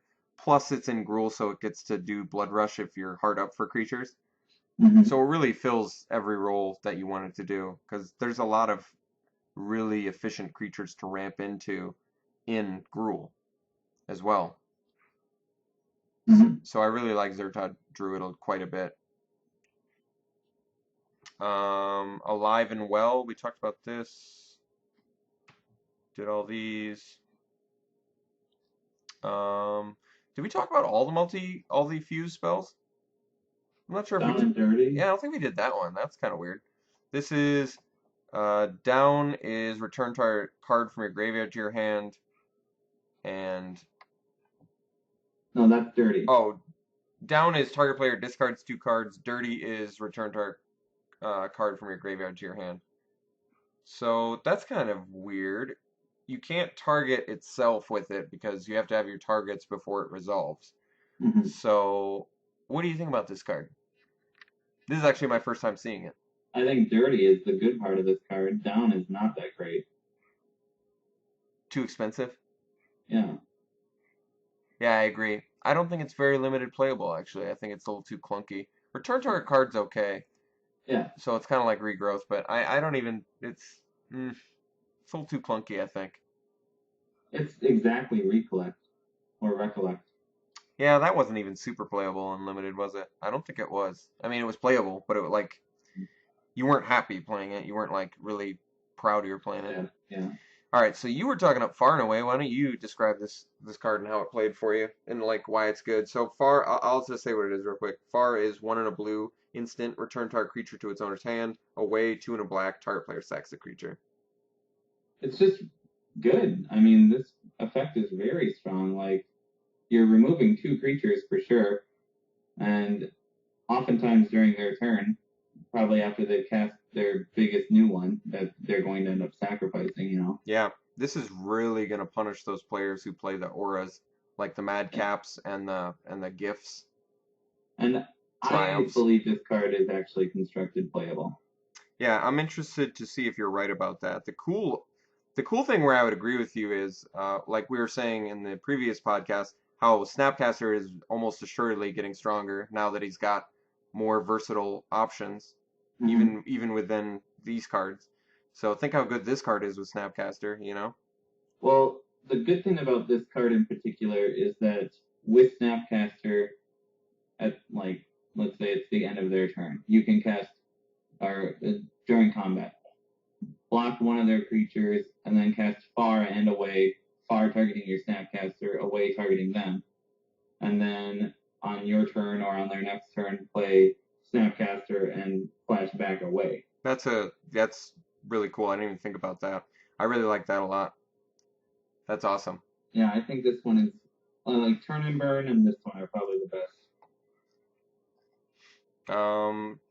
Flesh and Blood? Did we do this one? I'm not sure if we did. I think so, but Oh, okay. Well, Flesh is... Oh, yeah. Target creature you control deals damage equal to its power to target creature or player for green and red.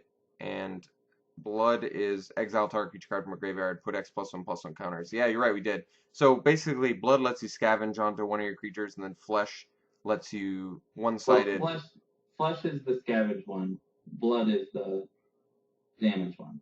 Oh, okay.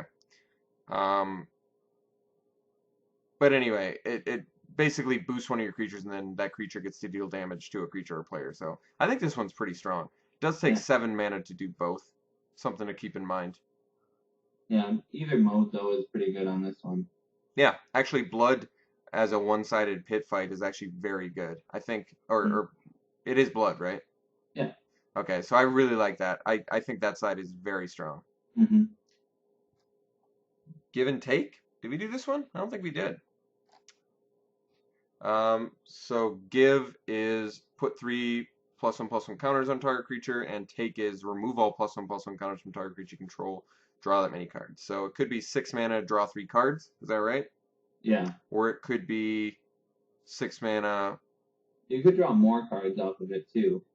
I mean, essentially you could be 6 mana, just draw 3 cards, or you could be 6 mana, target creature gets +3/+3, or 3 +1/+1 counters, another creature you control loses them, draw for those. So in Simic, you should have a lot of creatures that have... Evolve, yeah. Yeah. So maybe you get lucky, and you get to do it on a creature that's only evolved once. Because all you have to do is remove... Oh, you do draw that many cards, I see. Oh, so, yeah. So if you have a creature with like a ton of +1/+1 counters on it, you could draw a ton, I see. That's cool. That's pretty relevant, actually. So I could see Take being relevant. Totally. In a limited game, if you're like Simic enough. Profit and Loss. So Profit, I'm assuming, is creatures you control get +1/+1 until end of turn, and Loss is creatures your opponents control get -1/-1 until end of turn. So for 5 mana, you essentially get to do what Zealous Persecution did at 2 mana. What do you think about that? It doesn't make me excited. But what do you think about this card in a vacuum? I think this card is actually still very good. I think it's good in a vacuum for sure. Yeah, I think you're gonna get some combat situations where you're just gonna cripple your opponent's board. Yeah. So I think this card's actually very, very swingy in limited. Very excellent trick to have. Certainly early to pick. I would say early pickable. It's a very strong trick. Especially since it can just be a removal spell too, one-sided. Mm-hmm. I really like it a lot. Protect and Serve. I'm not sure we did this card either. This is Protect is 2 and a white. Target creature gets +2/+4 until end of turn. Serve is 1 and a blue. Target creature gets -6/-0 until end of turn. Do you like this one? It's okay. I feel like it's not really punishing to an opponent's creature enough. Yeah, I agree. I Uh, feel like Protect should have untapped the creature. or gave it flying or something. Yeah. Yeah, something. But Serve -6/-0. Those spells typically aren't that great. No, I had it used against me, but it just was a fog, basically. Yeah, so not that great. I guess Protect is a trick. Yeah. Isn't there a trick that does it in core set at like 2 mana? Yeah. +2/+4? Something Show of Valor. From the something. last, yeah, I think it was from the last core set. Ready and Willing, did we do that one? I don't know, but this is actually hands down the best. I think I misspoke earlier when I said Turn and Burn, and You think this one is the best Fuse card? I do. Okay, so this one is Ready. Actually, which one's which? Ready is Ready is the untap and indestructible. okay, so Ready is 3 mana, creatures you control are indestructible, and you get to untap them. And Willing is 3 mana, creatures you control gain Death Touch and Lifelink until end of turn. So the color combination is a mashup of Selesnya and Orzhov, so junk. And your favorite one, huh? Yeah, I mean, this is definitely a substantial combat trick. Mm-hmm. I think this one's really hard to beat. Are we gonna see? Are we gonna see it in constructed because it's indestructible on the Ready side? Potentially, because it is an answer to Supreme Verdict, and since you can't counter Supreme Verdict, I feel like you have to rely on that indestructibility thing if you want to do that. Yeah, absolutely. And that's the same reason I'm playing Boros Charm in constructed right now. I need that Supreme Verdict out. Yeah, they've made a lot of good counters to Supreme Verdict.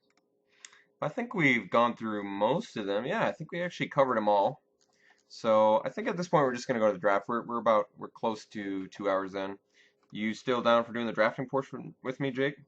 Yeah, I can. I'll probably just do the draft. Yeah, are you gonna play out the full games? Yeah, I mean you can do that with me too if you're interested. Otherwise, I think I'll just do the draft. all right, that's cool. All right, so we're the third person in this draft. We're getting there, but we're so close to doing full block drafts. This first week, we're gonna be doing Triple Dragon's Maze, right?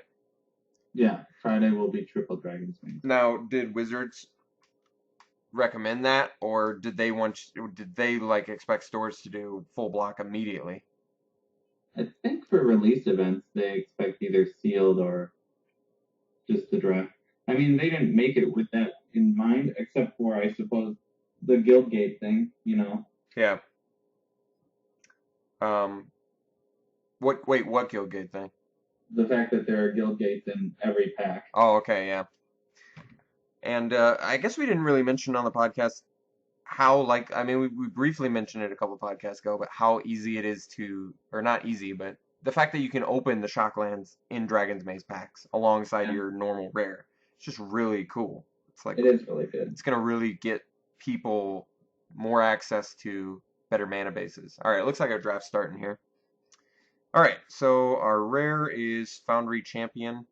There's also Simic Charm in this pack, Kingpin's Pet, Hands of Binding, Assault Griffin, Experiment 1. So kind of the Simic signal a little bit in here because there's both a Charm and Experiment 1 and a Hands of Binding. We could just slam the Foundry Champ, who I like quite a bit. I'm really not opposed to doing Kingpin's Pet here either, since we're not passing much of an Orzhov signal. But we're also not passing that much of a Boros signal. There's the Assault Griffin and the Towering Thunder Fist. And the Guildgate. So what do we like? Do we like a 6-drop that's a potential 2-for-1? There's quite a bit of abilities wrapped into Foundry Champ. But Kingpin's Pet is probably second I like only. Kingpin's Pet more. It's probably second only to Basilica Screecher in terms of power level. Yeah, I mean it's like one of the best 3-drops in the format. So Foundry Champ is very good. I think the fact that he's 6 mana, it's a little bit harder to play him. So taking the Kingpin's Pet first. Follow-up pack has a Boros Charm. It also has Warmind Infantry, Bomber Core, Debtor's Pulpit.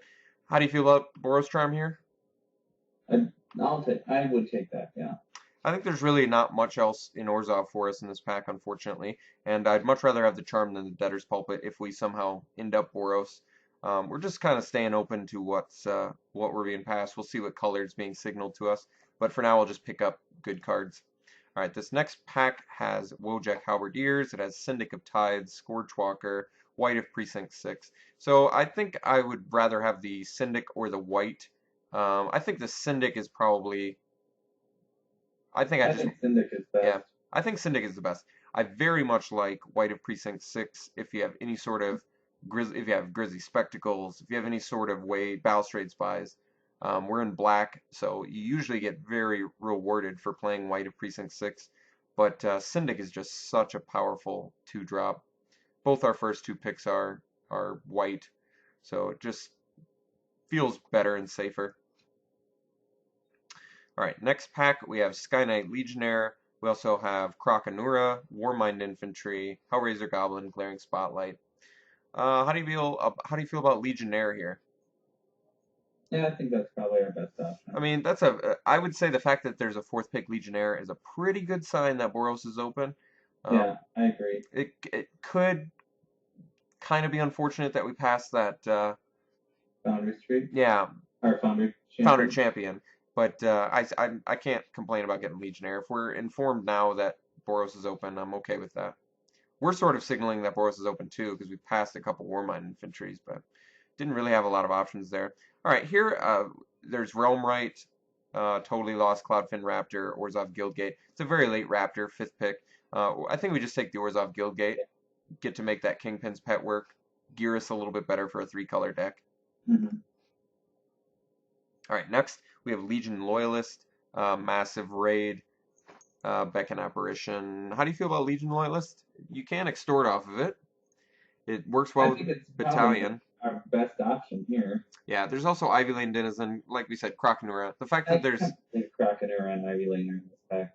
Yeah, so looks like green sort of being signaled as open as well. Yeah, it could and Boros both open. It could just be that these packs were really deep, you know, because we've gotten some pretty good picks so far. But I think I'm okay with the Legion Loyalist. He's fine. He's not great. All right. Wow, Zamek Guildmage. What is that? Yeah. 7th pick. There's also Boros Guildgate.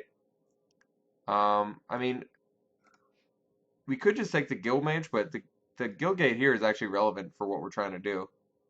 Yeah. I almost want to take the Guildgate and just get our fixing online. All right. So it kind of sucks we're passing all this crazy good Simic, but maybe we'll... stopping the Boros enough. Yeah, I don't know. Prophetic Prism here, sound good to you? Gets us some more fixing. Getting some very good fixing. I like that. Could take another Guildgate. Could also take the Thunder Fist. What do you think? All right. So for now we want the... If we take this Guildgate, I'd say we're at that point we're done with fixing? Yeah, I think so too. I think we're going to take the Guildgate over the Thunder Fist and just be done with fixing. Now we're just like straight these 3 colors, any sort of which way we want. How's that sound? Yeah, do recovery or I think Midnight Recovery's probably the best because we have extort. Oh, well, we got another one. All right. So just cutting black for now. Take Beckon. Yeah. I think that's okay. I'll take a Realm Right. Why not? And Guildscorn Ward. Okay, so pack 1 looks like we were getting cut a little bit and Simic was going late. We'll see how it goes pack 2. This pack I kind of feel like since we passed all that Simic, hopefully someone went into it. So then on the way back we should get rewarded a little bit, but we'll see. We are, I mean, at this point with the amount of fixing, triple Guildgate and a Prophetic Prism, all on our sort of Boros Orzhov plan. I feel really good about our fixing. All right, so this first pack we have Scar Goliath, 2 Ordrune veterans, surprisingly, Ember Beast, Boros Elite, Zertos Wine. That's not on color. So pretty much Ember Beast or Ordrune veteran or Boros Elite. Probably the Ember Beast, huh? Yeah, I think so. It's not amazing, but Boros Elite I guess is better with like Legion Loyalists. But Ember Beast is pretty damn good with Legion Loyalists too. Mm-hmm. All right, I guess we take the Ember Beast. It's a little more impressive. All right, this got past a Gore Clan Rampager. Unfortunately, it's not on color. There's also Boros Elite, Angelic Edict, Treasury Thrall, Executioner's Swing. So Treasury Thrall has Extort. It would allow us to get some creatures back, artifacts, enchantments. I guess we're not that heavy into black, but at least that's a 6-drop with black in it. We could also take the Edict, which I'm not opposed to. Yeah. Treasury Thrall's pretty good. It's not amazing, but it's fine. I'm down with either Thrall or Edict. I have to think about this. I'm not exactly sure. There's also Devour Flesh on color, but um, I guess Treasury Thrall's all right. Let's give him a chance. He could be something worthwhile topping out at. Okay, this pack has Fire Fist Striker, Gutter Skulk. That's about it on color with us. There's also I want to say more red, I guess. yep. There's also Agoraphobia and Slaughterhorn Keymaster Rogue in here. We're gonna take the Fire Fist Striker pretty happily. Okay, next pack we have Killing Glare, Gutter Skulk, Syndicate Enforcer, Basilica Guard, Skinbrand Goblin. I guess we take the Goblin, huh? Mm-hmm. Get the 2-drop. Yeah, guards doesn't work too well for us. Okay, now we have the option of a Mark for Death, another Skinbrand Goblin, or Basilica Guards, or a Syndicate Enforcer. I guess we just take another Goblin, huh? Yeah, there's Keyrune here too, but Orzhov yeah. Keyrune, yeah. I think we're just good on fixing at this point. Okay, so now we have Armored Transport, Night Watch, Foundry Street Denizen. I guess the option for me is really between Armored Transport and Night Watch. Which one do you like more? I don't see like how much we don't have much battalion. I'd take the Night Watch. Okay, I could see that. We don't have a 5-drop yet. Armored Transport works well with Ember Beast on attack. It works well. It's easier to extort off of. It's a little less color intensive, but Night Watch I really love a lot. Okay, so now we have Syndicate Enforcer, Skinbrand Goblin. I think we just take the Goblin again. I always want the Goblin over the Enforcer. Okay. We've got cheap extort creatures already, and we've got the Boros Charm, so we can really punish people here. All right, this pack has Massive Raid and Aerial Maneuver. I think Maneuver is just more consistently good. Yeah. So let's do the Maneuver. All right, well now we can take a Massive Raid. We could also take the Ordrune Veteran. Take the foil one if you take one. Yeah, I don't know if we're gonna take it though. I guess we could use some more creatures. Massive Raid though feels like it's probably playable in here. Beckon and Night Watch are both creatures as well. Let's take one Massive Raid. I feel like we could play it. Okay. I don't really like Ordrune Veteran very much. All right, somehow we table an Angelic Edict. Could also take the Swing, but I think I like Edict more. I can't believe both those made it back. I'm very surprised. That pack wasn't that deep, was it? No. So now there's really nothing left for us. We'll just take a Structural Collapse, I guess. Guess I could have taken Razor Tip Whip. It's actually probably playable alongside Extort. Could be. Table the Gutter Skulk. Also table the Ripscale Predator. We're deeper red than black. What do you Could think? take the Predator. We have so many 2-drop creatures already. Can never have enough. But I think because black's our splash color, I think you're correct. We'll just take the Predator. Alright, we'll take a 10 Street Market. Not play it. So far we're looking pretty good. Good amount of cheap creatures. And couple extorts. Decent removal. Only need like a couple more creatures. Couple more playables before this deck's over. All right. Oh, Jake. Whoa, I can't believe it. We finally opened it. It's Draft Like a Million, and we open Aurelia, and what do you know? We happen to be on color with it too, so There's Arrows of Justice. that's pretty awesome. So there's Good. that just like kills it right next to it. Yeah. It's funny. There's also Ember Beast and Warmind Infantry in this pack on color with us, but finally get the Aurelia. Very happy about that. I hope we get to abuse that card. Yeah. Aurelia is insane. All right, next pack has Vyashno, Shanktail, Wojak, Halberdiers, Ember Beast, and Mugging. Well, maybe Wojak Halberdiers then. Halberdiers is a pretty damn good 2-drop. There's also Mugging though, which is good. But I I think you're agree. right. Let's go for more 2-drop creatures. Let's really just support that Aurelia plan. Yeah. I like that too. Let's do it. Halberdiers is very strong. 2 Gore Clan Rampages in this draft so far. Yeah, I'm not thrilled about that, but that's okay. So far, looking pretty awesome. Finally got to open that. I can finally live and say open Aurelia in a draft. She's probably being played over the Ripscale Predator. All right, next pack. We've got Burning Tree Emissary, Scorchwalker, Pit Fight. Pit Fight's not looking great in here. We have Ember Beast. I kind of like the Emissary. This Righteous Charge too, dude. Righteous Charge is very good. The reason I like the Emissary is we have so many 2-drop red creatures. Yeah. So really, it's like Emissary on turn 2 could generate us, 2 bears. Potentially. I If think we have a double red. true. I feel like there's enough upside to it to play it. Pit Fight is okay if we can get our in-game online or our Ember Beast. You were thinking Righteous Charge? It's pretty good. We have a Night Watch. We have Aurelia. I think I'm gonna take the Emissary. I think there's enough upside to it where I want it. I've had limited games where I've played it on turn 2 or seen it played on turn 2 where it's just insane. All right, the next pack we've got Vizkopa Confessor, Vyashno Shanktail, Active Treason, and Shielded Passage. Shanktail, we don't have a 4-drop yet. Active Treason is very good though. What do you think? I like Shanktail more, but Act is understandable in this. Scenario, because it really looks like we can just poop creatures out really fast. Mm-hmm. I think we want the Act too. We might not even play the black. I'm not sure. Yeah, I'm kind of thinking that too. Looks like we got enough playables in red. All right, so now we can take a Righteous Charge. There's also Bomber Core and another Aero Maneuver. Let's cut the black now and just see where we're at. So we're really at 14 creatures with the Night Watch and the Beckon Apparition, if we play them both.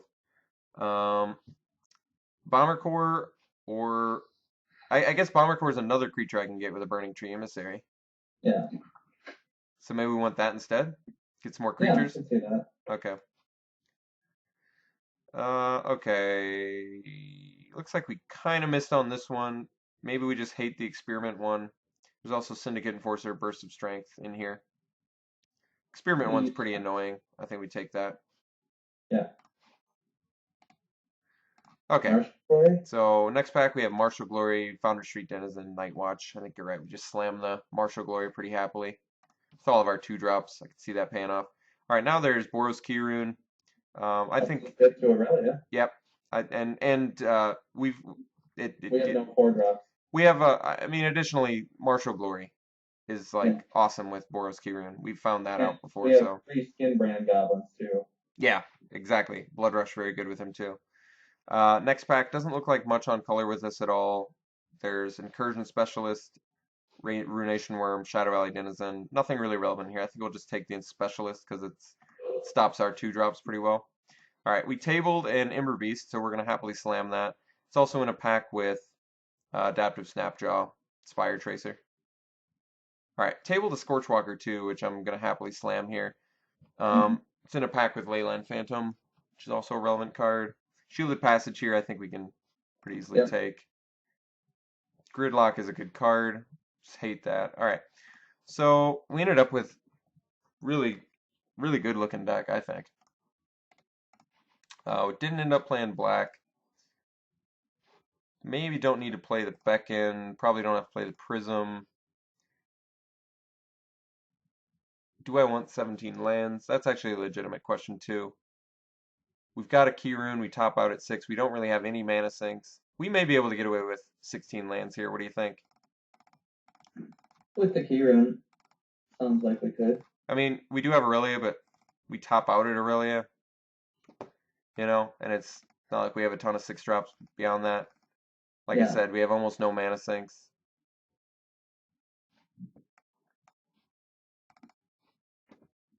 So, getting all these in. Shielded Passage 2, probably. This is 24. So, we could... Do we want both the Guild Gates? I feel like because our deck is so 2-drop dependent, maybe we only run 1 Guild Gate, but I do want my mana fixed fairly well. We're not super color intensive, though, are we? I mean, we're a little bit, but... You're mostly red. I mean, maybe we just want 1 Guild Gate. Just 1? What do you think? Or both? Because we're so... I see 1. Okay, I think we do 1. But if I play it like this, which I think I will play it like this looks pretty good, don't you think? Mm-hmm. Our 1-drops would be Shielded Passage, Legion Loyalist. 2-drops, Aerial Maneuver, Boros Charm, Martial Glory, Bomber Core, Burning Tree, Fire Fist Striker, 3 Skin Brands, Syndic of Tides, Wojak Halberdier.